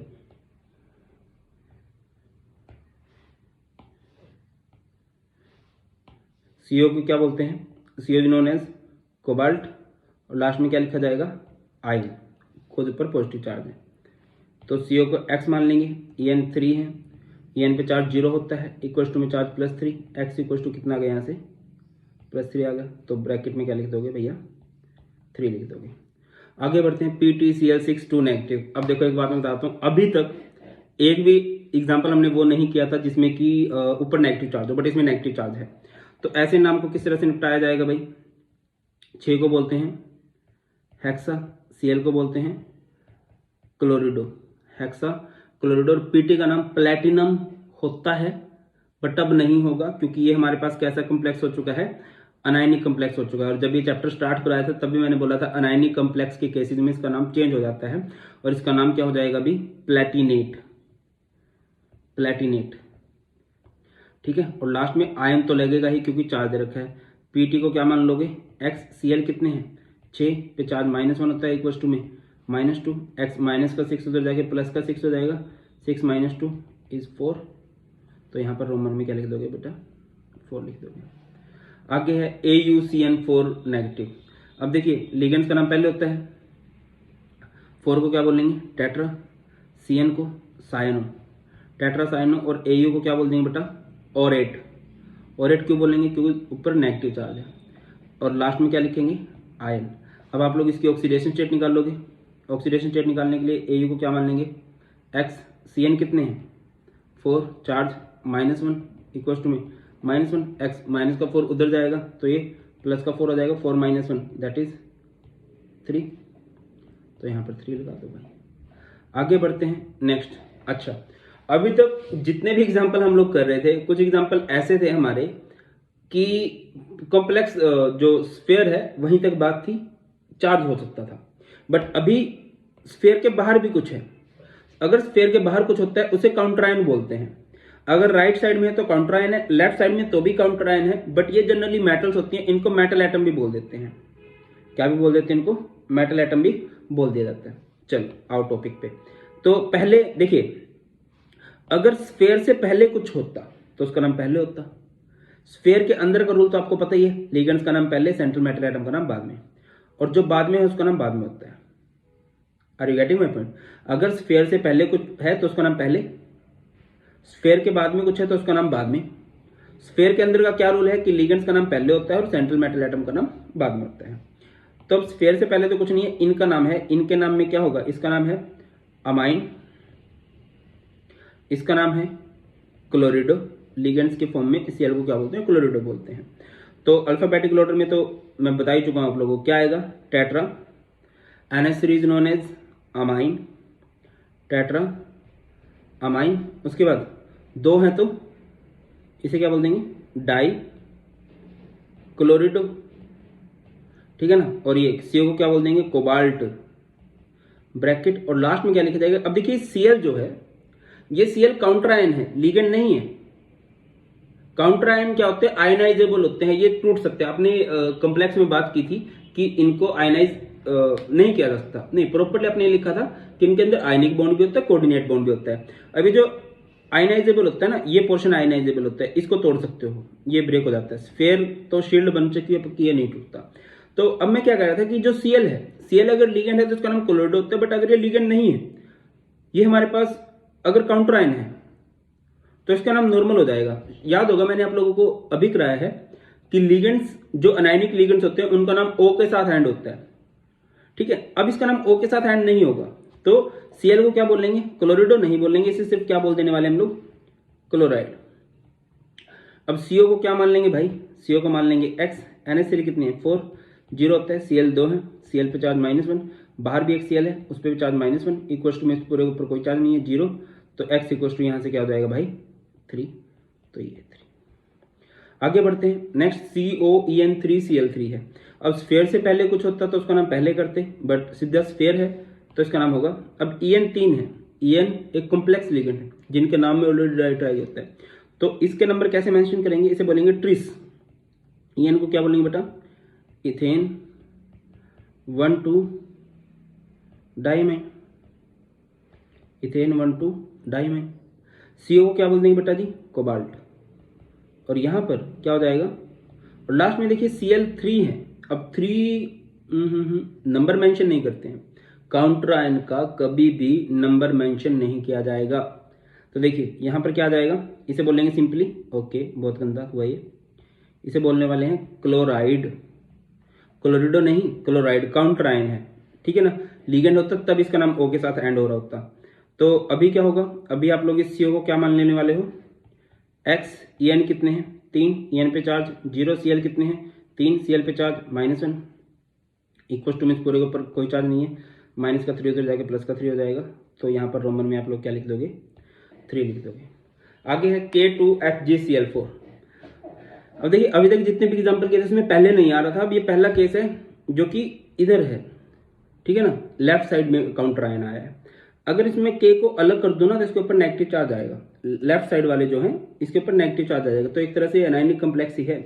तो देखिए इसका नाम क्या होगा, काउंटर आयन का नंबर तो मेंशन नहीं करते हैं, K2 को क्या बोल देंगे, पोटेशियम, ठीक है, पहले है तो पहले। अंदर चलो, इसका नाम होगा Cl को क्या बोलते हैं, टेट्रा, Cl को बोलेंगे क्लोरिडो, एंड Hg को क्या बोला जाएगा बेटा जी, Hg is known as mercurate. क्यों, लिख लो अगर लिखना चाहो, in anionic complex, in anionic complex, and if metal atom is present, if metal atom is present, name of central metal atom ends with 8। Okay भाई, इसका नाम किसके साथ एंड होने लग जाता है भैया, 8 के साथ एंड होने लग जाता है। तो देखिए इसका नाम क्या होगा, ये पोटेशियम टेट्रा क्लोरिडो, उसके बाद क्या होगा Hg इज नोन एज मर्क्यूरेट, मर्क्यूरेट, और लास्ट में अब देखिए क्या हो जाएगा, इस Hg को X मान लेंगे, Cl 4 है, Cl पे चार्ज -1 होता है, पोटेशियम अल्कली मेटल है, 2 इन पे चार्ज +1 होता है, इक्वल टू में पूरे पे 0, X ये +2 और ये -4, -2 उधर जाके +2 हो जाएगा, तो यहाँ से रोमन में क्या लिख दोगे, 2 लिख दोगे, ठीक है। Next is K2ZnOH4। तो अगेन इसमें भी सेम ही है भाई, नंबर मेंशन नहीं करते हैं, तो इसका नाम होगा पोटेशियम, ठीक है, इसका नाम हो गया, अंदर एंटर करते हैं टेट्रा, OH को क्या बोलते हैं, हाइड्रोक्सो, एंड Zn को क्या बोलते हैं, जिंकेट, क्या बोलते हैं, जिंकेट। जिंकेट क्यों बोलेंगे, क्योंकि मेटल एटम प्रेजेंट है, तब नाम चेंज होता है, या तो नेगेटिव चार्ज हो या मेटल एटम प्रेजेंट हो। अब ऑक्सीडेशन स्टेट निकाल दो, Zn को X मान लोगे, OH कितने हैं, 4, charge -1, potassium 2, charge +1, equals to में पूरे ऊपर कोई चार्ज नहीं है, तो ये कितना हो जाएगा, 2 - 4 दैट इज -2, उधर जाके +2, तो इधर से 2 आ जाएगा, क्लियर है। Next is NiCO4। अब देखिए इसमें ना तो लेफ्ट में कुछ है, ना राइट में कुछ है, ना ही ऊपर कोई चार्ज है, ऐसे केस बहुत कम देखने को मिलते हैं। इसे क्या बोल देंगे, टेट्रा, और CO को क्या बोलते हैं, कार्बोनिल बोलते हैं, कोबाल्ट नहीं बोलते हैं, ये ओ बड़े वाला ओ है, इट इज कार्बोनिल, ठीक है। और निकल को तो निकल ही बोलेंगे। ऑक्सीडेशन स्टेट निकाल लोगे निकल की, X मान लोगे, CO कितने हैं, 4, 0 equals to 0, X equals to 0। जैसे मैंने आपको बोला है कि जो चार्ज आएगा आपका वो जनरली क्या आएगा बेटा जी, जनरली पॉजिटिव आएगा। नेगेटिव का एक एग्जांपल मैंने देखा था, नेगेटिव का नहीं आएगा, हद से 0 हो सकता है, वरना जनरली जब भी आपकी ऑक्सीडेशन स्टेट आएगी वो हमेशा क्या आएगी, पॉजिटिव ही आने वाली है। तो यहाँ पर हमारी सारे के सारा नोमेनक्लेचर होता है खत्म। और अब हम लोग बात करते हैं किसकी, थ्योरीज की, ठीक है। 3 थ्योरी है, Werner theory, valence bond theory and crystal field theory. तो थ्योरी स्टार्ट करते हैं, और थ्योरीज में हमारे पास सबसे पहली थ्योरी आती है वर्नर थ्योरी। वर्नर थ्योरी क्या बोलती है, वर्नर थ्योरी बोलती है कि जो कॉम्प्लेक्स होते हैं ना भाई हमारे पास, जो कोऑर्डिनेशन कंपाउंड होते हैं ना, इनके पास 2 तरह की वैलेंसी होती है। कौन कौन सी, पहली प्राइमरी वैलेंसी और दूसरी सेकेंडरी वैलेंसी, ठीक है, primary valency and secondary valency. अब एक स्टूडेंट थे, उन्होंने ये ट्रिक बनाई थी, क्या, पोस्ट ऑफिस से छुट्टी, पोस्ट ऑफिस से छुट्टी, पी का मतलब क्या है यहाँ पर, प्राइमरी वैलेंसी, ओ का मतलब क्या होता है, ऑक्सीडेशन स्टेट, ऑक्सीडेशन स्टेट। इस एस का मतलब होता है सेकेंडरी वैलेंसी, और इस सी का मतलब होता है कोऑर्डिनेशन नंबर, कोऑर्डिनेशन नंबर, ठीक है। जो कोऑर्डिनेशन नंबर होता है बेटा, कोऑर्डिनेशन नंबर क्या होता है, नॉन आयनाइजेबल होता है, नॉन आयनाइजेबल, एंड जो प्राइमरी वैलेंसी है वो ऑक्सीडेशन स्टेट है, वो चार्ज स्पीसीज से ये राइज होती है, ये होती है आयनाइजेबल।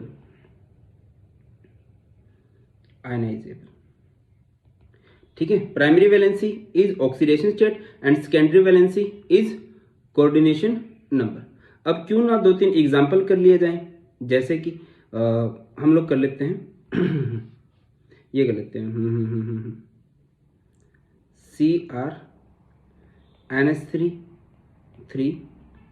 CN3। तो एक एग्जाम्पल कर लेते हैं, जैसे कि हमारे पास है CrCl3NH3 थ्राइस। ठीक है, आपको बतानी है, ये है ना पोस्ट ऑफिस से चिट्ठी, पोस्ट ऑफिस से चिट्ठी आएगी ना भाई। अब व्हाट्सएप से पहले ये जो जमाने थे ये इन्हीं के थे, चिट्ठियों के जमाने थे। तो प्राइमरी वैलेंसी ऑक्सीडेशन स्टेट होती है, ऑक्सीडेशन स्टेट निकाल लो Cr की, X हो जाएगा, Cl3 है, -1 होता है, NH3 3 है, इस पे चार्ज 0 होता है, इक्वल टू में 0 हो जाएगा। X इक्वल टू यहाँ से कितना हो जाएगा भाई 3। तो प्राइमरी वैलेंसी कितनी हो गई यहाँ से 3, और सेकेंडरी वैलेंसी कितनी हो जाएगी यहाँ से बताइए। Secondary valency coordination number. Coordination number क्या होता है, नंबर ऑफ कोऑर्डिनेट बॉन्ड, कि इधर कितने कोऑर्डिनेट बॉन्ड आपके बने हुए हैं। तो यहाँ पर अगर आप फोकस कर रहे हो तो 3, ये मोनोडेंटेड लिगेंड है, दोनों कितने बॉन्ड बना लेंगे यहाँ से 6। तो यहाँ से कोऑर्डिनेशन नंबर कितना हो जाएगा बेटा जी 6 हो जाएगा। अब पेपर में जनरली क्वेश्चन किस तरह से बनते हैं, पेपर में क्वेश्चन जनरली या तो यही पूछा जाएगा आपसे, या फिर बेटा जी ये पूछा जाता है, ठीक है, कि आपके पास क्या है COCl3 6NH3 है, और इसमें आपने एक्सेस ऑफ AgNO3 डाल दिया। एक्सेस ऑफ AgNO3 डालने के बाद यहाँ पर AgCl कितने बन रहे हैं, 2 मोल्स ऑफ AgCl बन रहे हैं, 2 AgCl बन रहे हैं। तो बताइए इसका फॉर्मूला क्या होगा, 2 मोल्स ऑफ AgCl। फोकस करना, देखिए AgCl कब बन सकता है, जब बाहर की तरफ Cl हो, यानी कि बाहर की तरफ कितने Cl होंगे बेटा, बाहर की तरफ 2 Cl होंगे। ठीक है, ये आयनाइजेबल होते हैं, ये AgCl बनाएंगे। अब अंदर क्या रहेगा, एक तो CO रहेगा, अंदर टोटल 6 की जगह होती है, 5 NH3 हो जाएंगे। सर NH3 5 क्यों करे, 6 कर लो। अगर आपने यहाँ पे 6 NH3 कर ली तो 3 Cl को बाहर रखना पड़ेगा, और अगर 3 Cl बाहर है तो 3 AgCl बनेंगे। बट हम बोल रहे हैं कि सिर्फ 2 AgCl, तो यहाँ पे एक Cl को अंदर रखोगे और एक NH3 को बाहर रख देंगे। आपने किस तरह से क्वेश्चन बन सकता है यहाँ पे, जैसे कि आपको बोल देता है कोई COCl3 6NH3 है, फोकस करना, और वो बोल रहा है कि यहाँ पर आपके बन रहे हैं 3 मोल्स ऑफ AgCl बन रहे हैं। अब 3 मोल्स ऑफ AgCl बन रहे हैं, इट मीन्स क्या है कि बाहर की तरफ कितने Cl होंगे, बाहर की तरफ होंगे आपके 3 Cl, 3 Cl बनने चाहिए ना, यही बाहर की तरफ रहेंगे, यही आयनाइज हो पाएंगे आसानी से। तो अंदर क्या हो जाएगा CONH3 6। Are you getting my point भाई, बाहर जितने AgCl बनाने हैं उतने Cl रखोगे। अब जैसे अगर मैं आपसे पूछता हूँ कि COCl3 है, अंदर 6 की जगह होती है, बात याद रखना, 6NH3 है, इसमें आपका 1 मोल ऑफ AgCl बन रहा है। अब आप लोग मुझे बताओ कि इसका फॉर्मूला क्या होगा, कमेंट सेक्शन में आप लोग लिख देना। क्लियर है, नेक्स्ट बढ़ते हैं अपनी अगली थ्योरी की तरफ, that is crystal field theory. Crystal field theory सबसे पहले क्या मान के चलती है, ये मान के चलती है कि central metal atom and ligand के बीच में जो बॉन्ड होता है वो कोऑर्डिनेट ना होके वो क्या होता है भैया, आयनिक होता है। क्या होता है, आयनिक होता है। अब जब आयनिक बॉन्ड है, ठीक है, तो क्या होगा, ये लिगेंड से लेके आएंगे अपने साथ इलेक्ट्रॉन, और जो सेंट्रल मेटल एटम है, डी ब्लॉक की जो ट्रांजिशन मेटल है उसके पास भी इलेक्ट्रॉन है। तो इलेक्ट्रॉन की जब अट्रैक्शन होगी तो क्या होगा, जब इलेक्ट्रॉन आएंगे तो वो रिपल्शन करेंगे और डी ब्लॉक की स्प्लिटिंग हो जाएगी। इस वजह से इसका नाम क्या हो जाता है, crystal field theory, crystal field splitting theory. अब इस बारे में बात करें, इससे पहले आपको पता होना चाहिए शेप ऑफ डी ऑर्बिटल की। शेप ऑफ डी ऑर्बिटल, देखिए बेटा, डी की जो शेप होती है वो क्या होती है भाई, डबल डंबल होती है। कैसी शेप होती है, डबल डंबल, 2 डंबल। जैसे कि पढ़ा भी होगा आपने पहले, है ना। ऐसे बनती है शेप, जैसे डी एक्स वाई, ओके बहुत शानदार नहीं है ये, d x y, d y z, d z x. जैसे एक्स वाई है, इट मीन्स एक्स और वाई एक्सिस के बीच में डंबल बना दो, ठीक है। डी वाई जेड है, इसको एक्स बोल दो, इसको वाई बोल दो। डी वाई जेड में क्या हो जाएगा बेटा, वाई और जेड एक्सिस के बीच में डंबल आ जाएगा, ठीक है। और जेड एक्स में क्या हो जाएगा, जेड और एक्स एक्सिस के बीच में डंबल आ जाएगा। ये कहाँ पर बनते हैं, बिटवीन दी एक्सिस। यहाँ पर जो आप डंबल बनाते हो कहाँ पर बनाते हो, बिटवीन दी एक्सिस। और अगर ऐसा हो जाए d x square minus Y square, या फिर हो जाए डी जेड स्क्वेयर, तो क्या हो जाएगा भाई, यहाँ पर डंबल कहाँ पर बनेंगे, मान लीजिए ये एक्स एंड वाई है, तो डंबल कहाँ पर बनेगा, ऑन दी एक्सिस। ये डी जेड स्क्वेयर है, इस तरह से बन जाएंगे बेटा। बात क्लियर होती है। अब ये है ऑन दी एक्सिस। ये जो ऑन दी एक्सिस होते हैं ना, इनको हम लोग बोलते हैं इजी। क्या बोलते हैं, इजी। और इनको क्या बोलते हैं हम लोग, T2G। क्या बोलने वाले हैं ब्रो, इन्हें बोला जाता है T2G और इन्हें बोला जाता है इजी। एक बार देख लीजिए, ये है, देखिए ये जो है ये आपका DXY है, ये DYZ है, ये DZX है, इनको बोला जाता है T2G। और ये ऑन दी एक्सिस है, ये है DX square minus Y square, और ये है DZ स्क्वेयर। ये इनको बोलते हैं इजी। इजी आपको पता होगा डी के कितने ऑर्बिटल बनते हैं भाई, डी में मैक्सिमम 10 इलेक्ट्रॉन आते हैं, डी के ऑर्बिटल कितने बनते हैं, 5 बनते हैं। इनकी स्प्लिटिंग इसी तरह से होगी। अगर कोई एक्सिस के अलोंग इलेक्ट्रॉन दे रहा है तो इनकी एनर्जी ज्यादा हो जाएगी, ये स्प्लिट कर जाएंगे, ये ऊपर की तरफ चले जाएंगे। और अगर कोई बिटवीन द एक्सिस इलेक्ट्रॉन दे रहा है तो इनकी एनर्जी ज्यादा हो जाएगी, ये ऊपर की तरफ चले जाएंगे। क्लियर है। अब देखो ये हमारे पास होता है एक डी ऑर्बिटल। ये बेटा जी हमारे पास क्या है, एक डी ऑर्बिटल है। इसको बोलते हैं हम लोग डी जनरेट डी ऑर्बिटल। क्या बोलते हैं इसे, D generate D orbital. D generate D orbital में क्या होता है, अच्छा अगर आप लोग बोलोगे ना, मैं अलग से इस थ्योरी पे एक डिटेल्ड लेक्चर ले आऊंगा पूरा 1 घंटे का लगभग, अगर आप बोलोगे तब। क्लियर है। ये डी जनरेट डी ऑर्बिटल है, यहां पर लिगेंड्स आएंगे, ठीक है। और ये टेट्राहेड्रल कॉम्प्लेक्स है। टेट्राहेड्रल कॉम्प्लेक्स में क्या होगा कि बिटवीन द एक्सिस इलेक्ट्रॉन्स आके लिगेंड्स के इलेक्ट्रॉन आएंगे और इसको स्प्लिट करेंगे। इसकी स्प्लिटिंग कैसे होती है, T2G ऊपर चला जाता है और EG ऊपर, EG नीचे। T2G के 3 ऑर्बिटल होते हैं, EG के 2 होते हैं। मैंने इसको याद रखा है T2, यानी कि 2 T हैं। टेट्राहेड्रल में T2 ऊपर चला जाता है, T2 ऊपर। क्लियर है। इसकी एनर्जी होती है 2/5, जो ऊपर चला गया, और जो नीचे चला गया उसकी एनर्जी हो जाती है कितनी हो जाती है भाई, उसकी हो जाती है -3/5। क्यों, क्योंकि देखिए टोटल 5 ऑर्बिटल हैं और इनकी एनर्जी सेम होनी चाहिए, तो सेम एनर्जी कभी हो सकती है। टोटल भाई इन तीनों की एनर्जी 2/5 और इनकी एनर्जी 3/5, इस तरह से। बाकी माइनस में हो जाएगी, ओवरऑल एनर्जी यहाँ पर क्या हो जाती है, 0 हो जाती है। क्लियर है। आगे अगर हमारे पास ऑक्टाहेड्रल कॉम्प्लेक्स है, हम लड़कों में एक शब्द होता है जो आपस में वो प्यार से बोलते हैं ओए। ओए सुनता नहीं बेदर को, ओए। ओए का मतलब क्या होता है, जो ऑक्टाहेड्रल कॉम्प्लेक्सेस होते हैं ना उसमें इजी ऊपर चला जाता है, इजी ऊपर। ये +3/5 इसकी एनर्जी है और ये -2/5 नीचे। और इनके बीच की ये जो एनर्जी का गैप होता है ना, इस गैप को क्या बोलते हैं, इसको बोलते हैं डेल्टा O।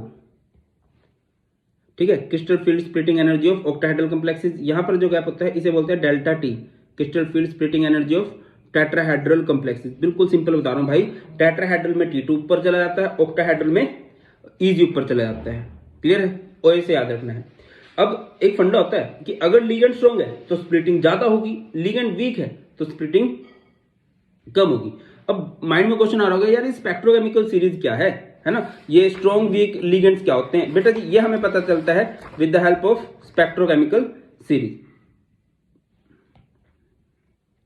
देखिए किसे कहा जाता है स्पेक्ट्रोकेमिकल सीरीज, अ सीरीज, बेटा बिल्कुल सिंपल वे में समझाऊंगा, थोड़ा सा फोकस करना बस, है ना। A series in which ligands are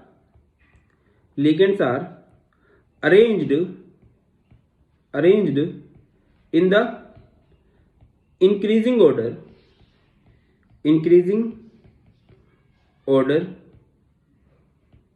of their splitting energy, उनकी स्प्लिट करने की जो एनर्जी है उसके बेस पे अगर हम लिगेंड्स को अरेंज कर देंगे तो हमारी स्पेक्ट्रोकेमिकल सीरीज बन जाती है। ये हमारी होती है। ये हमने सारे के सारे लिगेंड्स लिख दिए हैं। आप इसको ट्रिक से याद कर सकते हो। देखिए कैसे याद रखोगे, आएगी नहीं, आई बोलते हैं मम्मी को, आई भारती मतलब भारत जी की, भारती आंटी देखिए ना वो, हेलो जी मैं आपकी दूर की रिश्तेदार, वो वाली आई भारती, आई बोलते हैं मम्मी को, आई भारती सन्नी की क्लास से फरार। ओ ये फीलिंग ओसम। अरे कहाँ ही अपने स्कूल में पढ़ाई अच्छी कहाँ होती है भाई, तभी तो सारे यूट्यूबर इतना ग्रो कर रहे हैं। आई भारती सन्नी की क्लास से फरार। ओह बैल को पानी पिला और सुन। ईडीटीए को बोलते हैं उड़ता हुआ अमीन बोल दीजिए, अमोनिया बोल दीजिए। उड़ता हुआ अमोनिया मिलेगा, कहां पर मिलेगा, इन नॉर्थ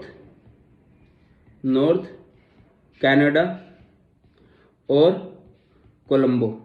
रिपीट कर रहा हूं, ठीक है, थोड़ी सी लाइन है, अब वर्ड्स को ही किया है, बाकी आप लोगों को लगता है कि इससे अच्छी ट्रिक हो सकती है तो आप कमेंट सेक्शन में बता देना।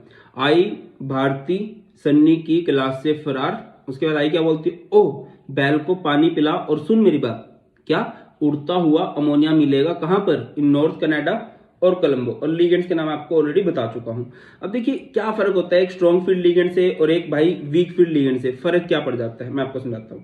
देखो यार, जैसे कि ये हमारे पास एक डीजनरेट डी ऑर्बिटल है, ठीक है ना, डीजनरेट डी ऑर्बिटल है। डीजनरेट में क्या होगा, सबकी एनर्जी जो है वो सेम होगी, क्लियर। अब देखिए अगर ऑक्टाहेड्रल कॉम्प्लेक्स है, ऑक्टाहेड्रल में आपको पता है इजी ऊपर जाएगा, यहां पर मैं लिख देता हूं SFL और यहां पर मैं लिख देता हूं WFL। स्ट्रॉन्ग फील्ड में क्या हो जाता है बेटा, स्प्लिटिंग बहुत ज्यादा हो जाती है, कुछ इस तरह से स्प्लिटिंग हो जाती है, क्लियर है, कुछ इस तरह से। और वीक फील्ड में स्प्लिटिंग जो है, वीक फील्ड जो होते हैं कम एनर्जी देते हैं, उनमें स्प्लिटिंग कुछ इस तरह से होगी तो इसी तरह से, मतलब इजी भैया ऊपर जाएंगे और T2G भैया नीचे जाएंगे, बट स्प्लिटिंग का डिफरेंस आ जाता है। ऑक्टाहेड्रल में इजी ऊपर, टेट्राहेड्रल में T2G ऊपर, स्ट्रॉन्ग फील्ड में स्प्लिटिंग ज्यादा, वीक फील्ड में स्प्लिटिंग कम, क्लियर है। चलो बहुत शानदार, क्वेश्चन ट्राई करते हैं, ठीक है। जैसे कि आपके पास आ गया FeCN6 3 नेगेटिव है, आपको इससे रिलेटेड क्वेश्चन किस तरह से बन सकते हैं वो क्वेश्चन देखते हैं हम लोग, ठीक है। अब सबसे पहली बात तो आप Fe को देखो, Fe का ऑक्सीडेशन स्टेट निकाल लीजिए। Fe को X मान लेंगे, CN 6 है और CN पे चार्ज होता है -1 इक्वल टू में -3 और X इक्वल टू यहाँ से कितना आ गया बेटा जी 3 आ गया। X इक्वल टू कितना आ गया आपका 3। तो Fe को यहाँ पर क्या मान लेने वाले हो, Fe के ऊपर 3 प्लस चार्ज है। Fe का एटॉमिक नंबर होता है, कितना होता है Fe का एटॉमिक नंबर, तो भूल जाता हूँ यार मैं, भूल वो वाली बीमारी मेरे को। Fe का एटॉमिक नंबर होता है 26। कन्फिग्रेशन होगी इसकी AR 18 4s2 3d6 3 plus 3 minus कर दो, 4s 0 हो जाएगा और 3d क्या हो जाएगा भाई 5। ये d में कितने इलेक्ट्रॉन हो जाएंगे 5।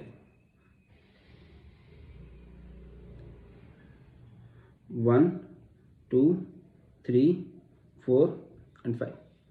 अब अगली बात पे फोकस करना कि ऑक्टाहेड्रल कॉम्प्लेक्स है यानी कि इजी ऊपर जाएगा और CN एक कैसा लिगेंड है भाई, स्ट्रॉन्ग लिगेंड है। CN CONH3 ये तो बहुत स्ट्रॉन्ग लिगेंड होते हैं, स्प्लिटिंग ज्यादा होती है इनके केसेस में, ठीक है ना। तो स्प्लिटिंग ज्यादा कर दो आप लोग, ये नीचे आ जाएगा T2G यानी 3 आएंगे और ये आ जाएगा इजी यानी 2 आएंगे। अब इलेक्ट्रॉन फिल कर दो भाई, 5 इलेक्ट्रॉन है। अब देखिए स्प्लिटिंग ज्यादा हुई है तो इलेक्ट्रॉन ऊपर नहीं जाएंगे, गैप बहुत ज्यादा है। जब गैप ज्यादा होता है ना, ज्यादा एनर्जी चाहिए ऊपर जाने के लिए, एडजस्ट कर लेंगे, ज्यादा खर्चा हो जाता है ना तो एडजस्ट कर लेते हैं कि नहीं यार ज्यादा खर्चा नहीं करते। इलेक्ट्रॉन नीचे जाएंगे 1 2 3 4 और ये 5। तो यहाँ से 2-3 चीजें पूछी जा सकती हैं। पहली बात ये पैरामैग्नेटिक है डायमैग्नेटिक है। देखो यार अनपेयर्ड इलेक्ट्रॉन है तो क्या रहेगा, इट इज पैरामैग्नेटिक, ठीक है। अगली चीज पूछी जाएगी कि क्या पूछा जाएगा, कलर्ड है कि कलरलेस है। अनपेयर्ड इलेक्ट्रॉन है तो कलर्ड भी रहेगा, पता है ना पैरामैग्नेटिक डायमैग्नेटिक। पैरामैग्नेटिक क्या होते हैं, जहां पर आपके पास अनपेयर्ड इलेक्ट्रॉन होते हैं। कलर्ड कौन से होते हैं, जहां पर आपके पास अनपेयर्ड इलेक्ट्रॉन होते हैं। अच्छा आपसे इसकी एनर्जी पूछी जा सकती है। देखो बेटा ये है लेवल 0, ठीक है। इसकी एनर्जी कितनी होती है, 3 वालों की एनर्जी होती है 2/5 और 2 वालों की एनर्जी होती है 3/5, 3/5 यानी 0.6। और ये लेवल 0 से ऊपर है तो ये प्लस 0.6 होती है और ये माइनस 0.4 होती है। कितने इलेक्ट्रॉन है, डेल्टा ओ निकाला जाएगा तो ये क्या हो जाएगा भाई, 5 इलेक्ट्रॉन है। हर एक की एनर्जी कितनी होगी, minus 0.4, that is minus 2.0।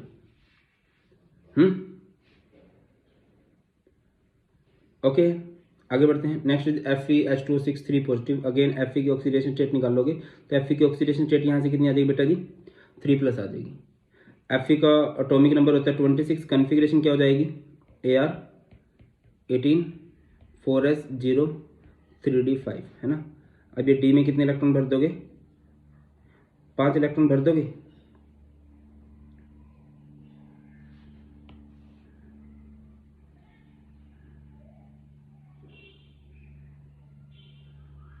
One 2 3 4 5, है ना। अब ऑक्टाहेड्रल है क्योंकि 6 लिगेंड है, ऑक्टाहेड्रल है, स्प्लिटिंग कैसे होगी, इजी भैया ऊपर, बट गैप बहुत कम, है ना। टीटू जी भैया नीचे।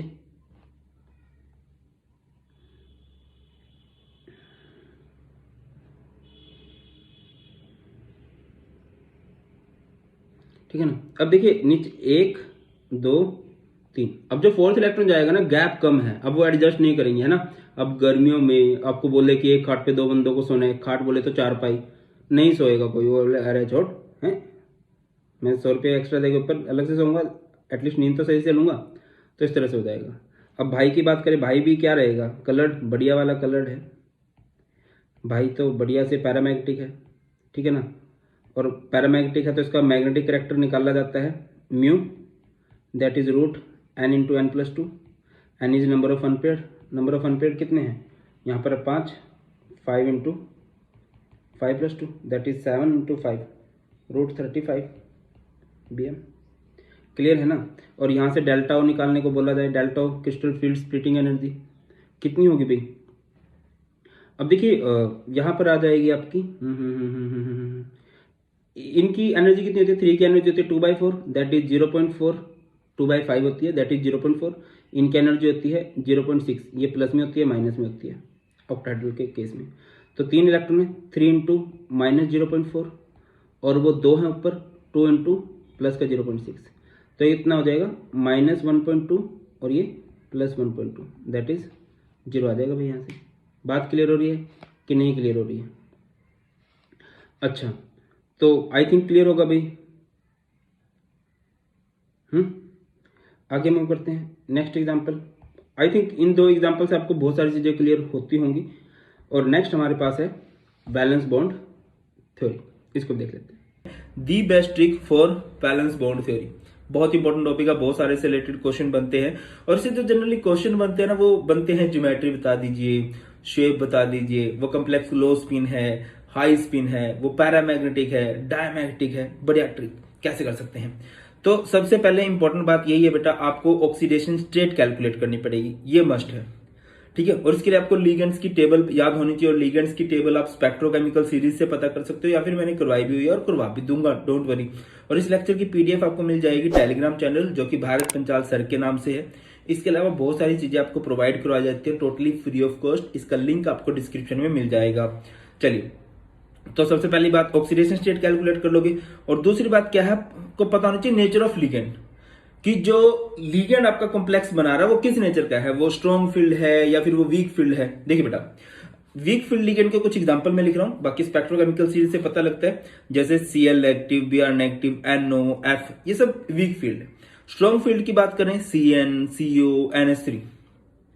जो वीक फील्ड होते हैं ना, वो कुछ नहीं कर सकते, ठीक है, वो पेयरिंग नहीं करवा सकते। और जो स्ट्रॉन्ग फील्ड लिगेंड्स होते हैं ना, स्ट्रॉन्ग फील्ड इज लाइक जो घर के बड़े होते हैं। अब घर के बड़े क्या करते हैं, सिंगल को कपल बना देते हैं, उनसे खुशी बर्दाश्त नहीं होती, मजाक कर रहा हूं, तो क्या करते हैं भैया, वो अनपेयर्ड इलेक्ट्रॉन को पेयर करवा देते हैं, ठीक है। जो भी सिंगल दिखता है उनकी पेयरिंग, अरे सिंगल रह के क्या करेगा, चलो इसकी शादी करवाते हैं, कुछ ये काम होते हैं स्ट्रॉन्ग फील्ड लिगेंड्स के। अब देखिए बेटा, आप किन किन क्वेश्चन को सोल्व कर पाओगे अगर ये आपको अच्छे से आ जाती है। हम करेंगे भी प्रीवियस ईयर में, जेई में, नीट में जो जो क्वेश्चन आए हम लोग लगाने वाले हैं। आप लोग सबसे पहले बेटा जी हाइब्रिडाइजेशन बता सकते हो। अब हाइब्रिडाइजेशन sp3 है तो ज्योमेट्री होगी टेट्राहेड्रल। हाइब्रिडाइजेशन dsp2 है तो ज्योमेट्री होगी स्क्वायर प्लेनर। हाइब्रिडाइजेशन d2sp3 या sp3d2 है तो ज्योमेट्री होगी ऑक्टाहेड्रल। मैग्नेटिक कैरेक्टर देखिए दो तरह का होता है, या तो कोई सब्सटेंस हमारा पैरामैग्नेटिक हो सकता है या फिर हमारा कोई सब्सटेंस डायमैग्नेटिक हो सकता है। Paramagnetic which are attractive towards magnetic field and diamagnetic which are repulsive towards magnetic field. अब पैरामैग्नेटिक कौन होता है? अट्रैक्शन कौन से शो करते हैं? जो सिंगल होते हैं, अनपेयर्ड इलेक्ट्रॉन जो होते हैं। और डायमैग्नेटिक रिपल्शन कौन शो करता है?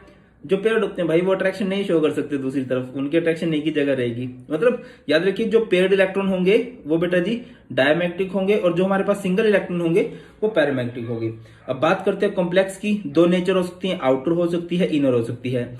आउटर जिसमें बाहर वाला डी यूज होता है sp3d2, इनर जहां पर अंदर वाला डी यूज होता है d2sp3। कॉम्प्लेक्स आपका हाई स्पिन हो सकता है। हाई स्पिन इसका मतलब उसमें अनपेयर्ड इलेक्ट्रॉन है। और दूसरा आपका कॉम्प्लेक्स क्या हो सकता है बेटा जी? लो स्पिन भी हो सकता है, ठीक है ना। कौन सा हो सकता है ब्रो? लो स्पिन। लो स्पिन किसे कहोगे आप लोग? जहां पर पेयर्ड इलेक्ट्रॉन्स हैं। तो ये था सिंपल सा, क्लियर है। बहुत बढ़िया बढ़िया क्वेश्चन लगाने वाले हैं। तो सबसे पहले करते हैं FeCl6 3 नेगेटिव। तो सबसे पहला काम क्या है, मैंने क्या बोला है आपको ये पता होना चाहिए कि ऑक्सीडेशन स्टेट क्या है। ऑक्सीडेशन स्टेट कैलकुलेट करने के लिए आप लोग Fe को x मान लोगे। Cl कितने हैं ब्रो? Cl है इधर 6, Cl पे चार्ज है -1, इक्वल टू में कितना होता है बेटा? -3। x ये माइनस का 6 उधर जाएगा, प्लस का 6 होगा, एंड 6 - 3 इज 3। तो यहां पर अब आप लोग Fe3 प्लस की ऑक्सीडेशन इलेक्ट्रॉनिक कॉन्फ़िगरेशन कर दीजिए। Fe का एटॉमिक नंबर होता है 26। याद है ना, वो शीला थी वेरी क्रेजी। बाकी 3D सीरीज की ट्रिक्स आप लोग कमेंट सेक्शन में लिख देना, जो बढ़िया ट्रिक होगी उसको हम लोग यूट्यूब पे डाल देंगे विद योर नेम, ठीक है। 3D सीरीज की बढ़िया बढ़िया ट्रिक आप लोग कमेंट सेक्शन में बता देना। चलिए, तो बेटा जी इसकी कॉन्फ़िगरेशन क्या होगी? इसकी कॉन्फ़िगरेशन होने वाली है, इसकी कॉन्फ़िगरेशन होगी Ar18 3D6 4s2 4p0 4d0। अब 3 प्लस बोले तो 3 माइनस करना है। माइनस कहां से होगा भैया? पहले एस में से होगा, आउटर से होते ना माइनस, तो एस में 0 हो गया, ठीक है। बट आपको 3 इलेक्ट्रॉन माइनस करने, 2 माइनस कर दिए, 1 इलेक्ट्रॉन स्टिल बचता है, तो वो डी इधर टी में 5 हो जाएगा, ठीक है। पहली काम, ठीक है। आप लोगों को ऑक्सीडेशन स्टेट पता चल गया, आपको ये पता चल गया कि कॉन्फ़िगरेशन क्या है, ठीक है। आप लोग इसको बना लीजिए बेटा जी। ये है आपका 3D, है ना। 1 2 डी के 5 ऑर्बिटल होते हैं, 3D है। 3D के बाद यहां पर क्या आएगा बेटा? आपका 4s, यहां पर क्या आएगा आपका 4p, एंड जरूरत पड़ती है तो क्या भी आ जाएगा? 4d भी आ जाएगा। d के अगेन कितने ऑर्बिटल होंगे ब्रो? 5 ऑर्बिटल्स होंगे, ये 4d है। अब इधर d में कितने इलेक्ट्रॉन आपको दिखाई दे रहा होगा? d में कितने इलेक्ट्रॉन है? 5। एक ऑर्बिटल में 2 इलेक्ट्रॉन जा सकते हैं, पहले सिंगली ऑक्यूपाइड रहते हैं। 1 2 3 4 5, ये आपने 5 इलेक्ट्रॉन डाल दिए। अब आपने इधर, अब देखिए Cl जो है वीक फील्ड लिगेंड्स है। वीक फील्ड लिगेंड्स इलेक्ट्रॉन्स की पेयरिंग नहीं करवा सकते, यानी कि यहां पर इलेक्ट्रॉन्स की पेयरिंग नहीं हो सकती। तो लिगेंड्स जाएंगे। लिगेंड्स किसे कहते हैं? Which donate lone pair of electron, electrons का पेयर डोनेट करते हैं। एक ऑर्बिटल के अंदर ये वाला जो है, ये ऑर्बिटल है, इसके अंदर एक लिगेंड आ सकता है, तो डाल दीजिए ना एक लिगेंड। 1 2 3 4 5 एंड 6। तो यहां से सारे क्वेश्चन यहां से बनते हैं। तो देखिए बेटा, सबसे पहला लिगेंड कहां गया है? एस में। फिर कहां गए हैं? 3 पी में। उसके बाद 2 कहां गए हैं? डी में, sp3d2। ये तो क्या हो गई है यहां से? sp3d2 यहां से हो गए बेटा जी हाइब्रिडाइजेशन। हाइब्रिडाइजेशन। अब sp3d2 हाइब्रिडाइजेशन स्टार्टिंग में ही बताया था। यहां से ज्योमेट्री क्या हो जाएगी बेटा जी? यहां से ज्योमेट्री हो जाने वाली है ऑक्टाहेड्रल। क्या होगी ब्रो ज्योमेट्री? ऑक्टाहेड्रल, ठीक है। अगला क्वेश्चन आपसे पूछा जाएगा कि ये पैरामैग्नेटिक है कि डायमैग्नेटिक है। आप लोग खुद से देखिए, यहां पर अनपेयर्ड इलेक्ट्रॉन है, तो आप लोग क्या लिखने वाले हो? इट इज, वाओ, ये परव बोलता है, परव मेरा 2 साल का बेटा है। It is paramagnetic. बेटा जी क्या होने वाला है? पैरामैग्नेटिक होने वाला है। और क्यों होने वाला है? ड्यू टू अनपेयर्ड इलेक्ट्रॉन, क्योंकि इसके पास अनपेयर्ड है, सिंगल है, ठीक है ना। चलिए उसके बाद नेचर ऑफ कॉम्प्लेक्स की बात करें तो कॉम्प्लेक्स की दो नेचर होती है, एक तो स्पिन बतानी होती है। अब क्योंकि सारे सिंगल हैं, अनपेयर्ड हैं, तो ये क्या है, हाई स्पिन कॉम्प्लेक्स है, ठीक है ना। कैसा कॉम्प्लेक्स है, हाई स्पिन कॉम्प्लेक्स। उसके बाद अगला क्वेश्चन आपसे पूछा जाएगा कि ये क्या है, मतलब इनर ऑर्बिटल कॉम्प्लेक्स है कि आउटर ऑर्बिटल कॉम्प्लेक्स है। अगर लिगेंड्स की फिलिंग के लिए अंदर वाले डी ऑर्बिटल की यूज हो रही है तो वो है इनर, और अगर बाहर वाले डी की यूज हो रही है तो वो है आउटर। क्योंकि इसमें बाहर के डी ऑर्बिटल का यूज हो रहा है तो आप इसे क्या बोलने वाले बेटा, it is outer orbital complex. क्या बोलोगे आप लोग इसे, आउटर ऑर्बिटल कॉम्प्लेक्स। बिल्कुल डिट्टो आप लोग दूसरा क्वेश्चन ट्राई कर सकते हो, Fe(CN6) 3 नेगेटिव। ये क्वेश्चन आपका कब आया हुआ है, मेंस 2021 के अंदर आया हुआ है, ठीक है बेटा। कैसे करेंगे, तो सबसे पहला काम है आपका ऑक्सीडेशन स्टेट निकाल लेना। तो Fe को आप लोगों ने x मान लेना है, Cn इधर 6 है, Cn पे चार्ज होता है -1 इक्वल टू में -3, तो x इक्वल टू यहां से कितना आ जाएगा बेटा जी, 3 आ जाएगा। तो Fe 3+। Fe का एटॉमिक नंबर कितना होता है 26। इसकी कॉन्फ़िगरेशन करोगे तो Ar18 4s2 3d, गलत लिख रहा हूं मैं, क्षमा चाहता हूं, इंसान गलतियों का पुतला है। 3d6 4s2 4p0 and 4d भी 0। क्लियर है। अब ध्यान दीजिए कि इसके ऊपर चार्ज है 2+, है ना, सॉरी 3+। 3+ मीन्स 3 माइनस करने हैं। माइनस कहां से होंगे, सबसे पहले s में से। तो s में से बेटा जी 2 इलेक्ट्रॉन को आप लोग माइनस कर दीजिए। बट आपने तो कितने इलेक्ट्रॉन को माइनस करना है, आपने इलेक्ट्रॉन्स को माइनस करना है 3 को, 2 माइनस कर चुके हो, 1 बचा, ठीक है। तो यहां पर d में कितने हो जाएंगे, इधर 5, ठीक है। तो कर दीजिए, इधर आप लोग क्या लिख रहे हो, ये हमारे पास 3d 1 2 3 4, ठीक है। उसके बाद 3d के बाद कौन आएगा 4s, 4s के बाद कौन आएगा 4p, ठीक है। 4p के बाद कौन आएगा 4d। जरूरत नहीं पड़ेगी इस केस में, बट स्टिल लिख लेते हैं 3d 4s 4p 4d। देखिए ये ट्रिक हो गई। बाकी जितने ज्यादा एग्जाम्पल करो यार, जितनी ज्यादा प्रैक्टिस करोगे उतना ही अच्छा आपका कंसेप्ट होता जाएगा। अब इधर ध्यान दीजिए आप लोग, डी में कितने इलेक्ट्रॉन्स हैं 5, है ना, 1 2 3 4 5, ठीक है, आपने कर दिया। अब अगली बात देखिए कि यहां पर जो आपका लिगेंड है Cn है, Cn एक ऐसा लिगेंड है, Cn is a strong ligand. और स्ट्रॉन्ग लिगेंड क्या कर सकते हैं, स्ट्रॉन्ग लिगेंड होते हैं ना, घर के बड़े बुजुर्ग हैं और बड़े बुजुर्ग शादी करवा देते हैं। देखा होगा आपकी फैमिली में भी होंगे, दादा दादी नाना नानी, या ऐसे हो जाता है छोटी उम्र में ही, मतलब हमारे इंडियंस में तो चल ही जाता है। ऐसा कुछ नहीं है सर, मैं इतने दिनों से बोल रहा हूँ घर वालों को शादी करवा दो। ये कौन बोलता है, मेरी क्लास का 11th क्लास का एक स्टूडेंट है, उसका नाम है गौरव, वो बोलता है। चलिए, तो ठीक है। अब इलेक्ट्रॉन्स की पेयरिंग हो जाएगी, जितनी ज्यादा पेयरिंग पॉसिबल उतनी ज्यादा पेयरिंग करवा दो। 1 इधर पेयरिंग होगी, 2, बट कई इंसानों की किस्मत में हमेशा सिंगल रहना लिखा है, तो यहाँ पर ये भाई साहब देखिए ना, पेयरिंग बेटा जी इनकी हो सकती है, ये पेयरिंग हो जाएगी, इसकी पेयरिंग हो जाएगी, अब इसकी तो पेयरिंग नहीं हो सकती ना, ठीक है। बहुत शानदार सर।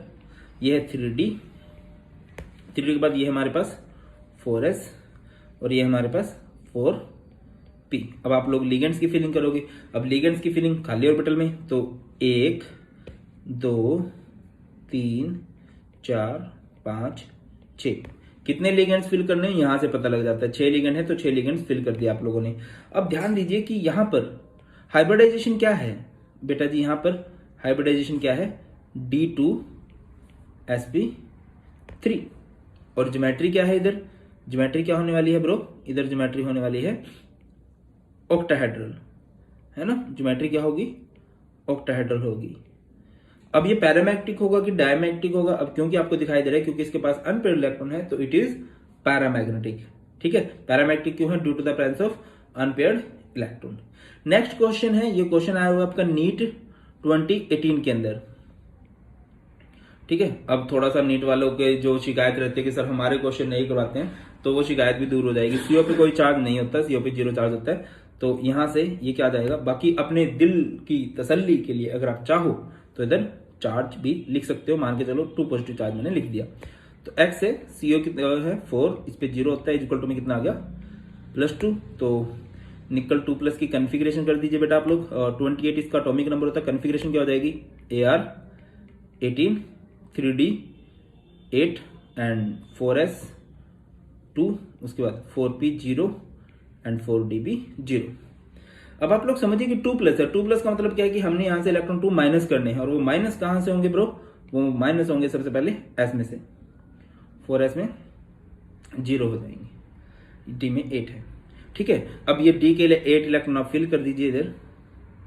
ये D के कितने ऑर्बिटल बनने वाले हैं, 5, 1 2 3 4 एंड 5। ये 3D है। 3D के बाद क्या आएगा, 4S, 4S के बाद क्या आएगा, 4P के बाद क्या आएगा, 4D। 1 2 3 बनाना जरूरी नहीं है। अब D में 8 इलेक्ट्रॉन आप लोग फिल कर दीजिए, 1 2 3 4 5 6 7 8। ठीक है, अब अगली बात यह है कि CO कैसा लिगेंड है, CO is a strong ligand. CO is a strong ligand. ठीक है, अब स्ट्रॉन्ग लिगेंड क्या करवा सकते हैं, पेयरिंग करवा सकते हैं। पेयरिंग किसकी करवा सकते हैं, जो अनपेयर हैं, तो इनकी पेयरिंग करवा देंगे।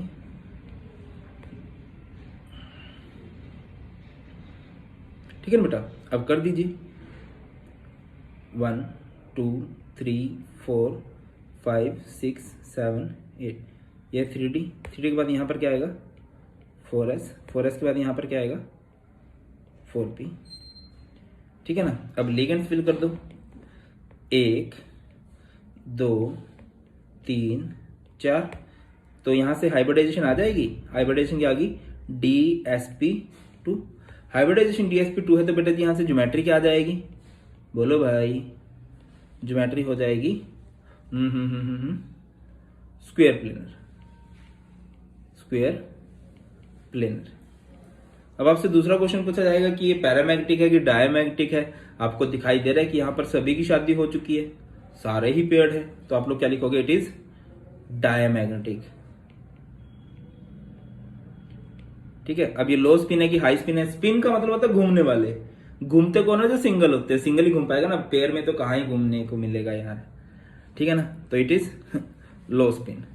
तो बेटा जी इस तरह से आप लोग कोई भी क्वेश्चन कर सकते हो वैलेंस बॉन्ड थ्योरी का। बाकी प्रैक्टिस के लिए मैं अगेन टेलीग्राम चैनल पर भेज दूंगा। ये था आपका सारे का सारा coordination compound in one shot. I hope आपको एक एक चीज क्रिस्टल क्लियर होगी। स्टिल मैं रिकमेंड करूंगा कि इसको 2x पे दोबारा देख लीजिए, और स्टिल आपके डाउट्स रह जाते हैं कमेंट सेक्शन में बता देना, उसी टॉपिक का एक डिटेल लेक्चर हम लेके आ जाएंगे। और बस आप लोगों से ये रिक्वेस्ट करूंगा कि इस वीडियो को अपने मैक्सिमम फ्रेंड्स के पास शेयर करें, और ये आपके फ्रेंड की भी हेल्प होगी और इस चैनल की भी हेल्प होगी। ये चैनल ग्रो करेगा, अच्छा लगेगा ना, सभी बच्चे जानेंगे, बस इतना सा ही तो लालच है। ठीक है, और बस thank you so much. Maximum share कीजिए और पढ़ाई करते रहिए। ख्याल रखिए अपना। Bye, God bless you all, please take care. जय हिंद।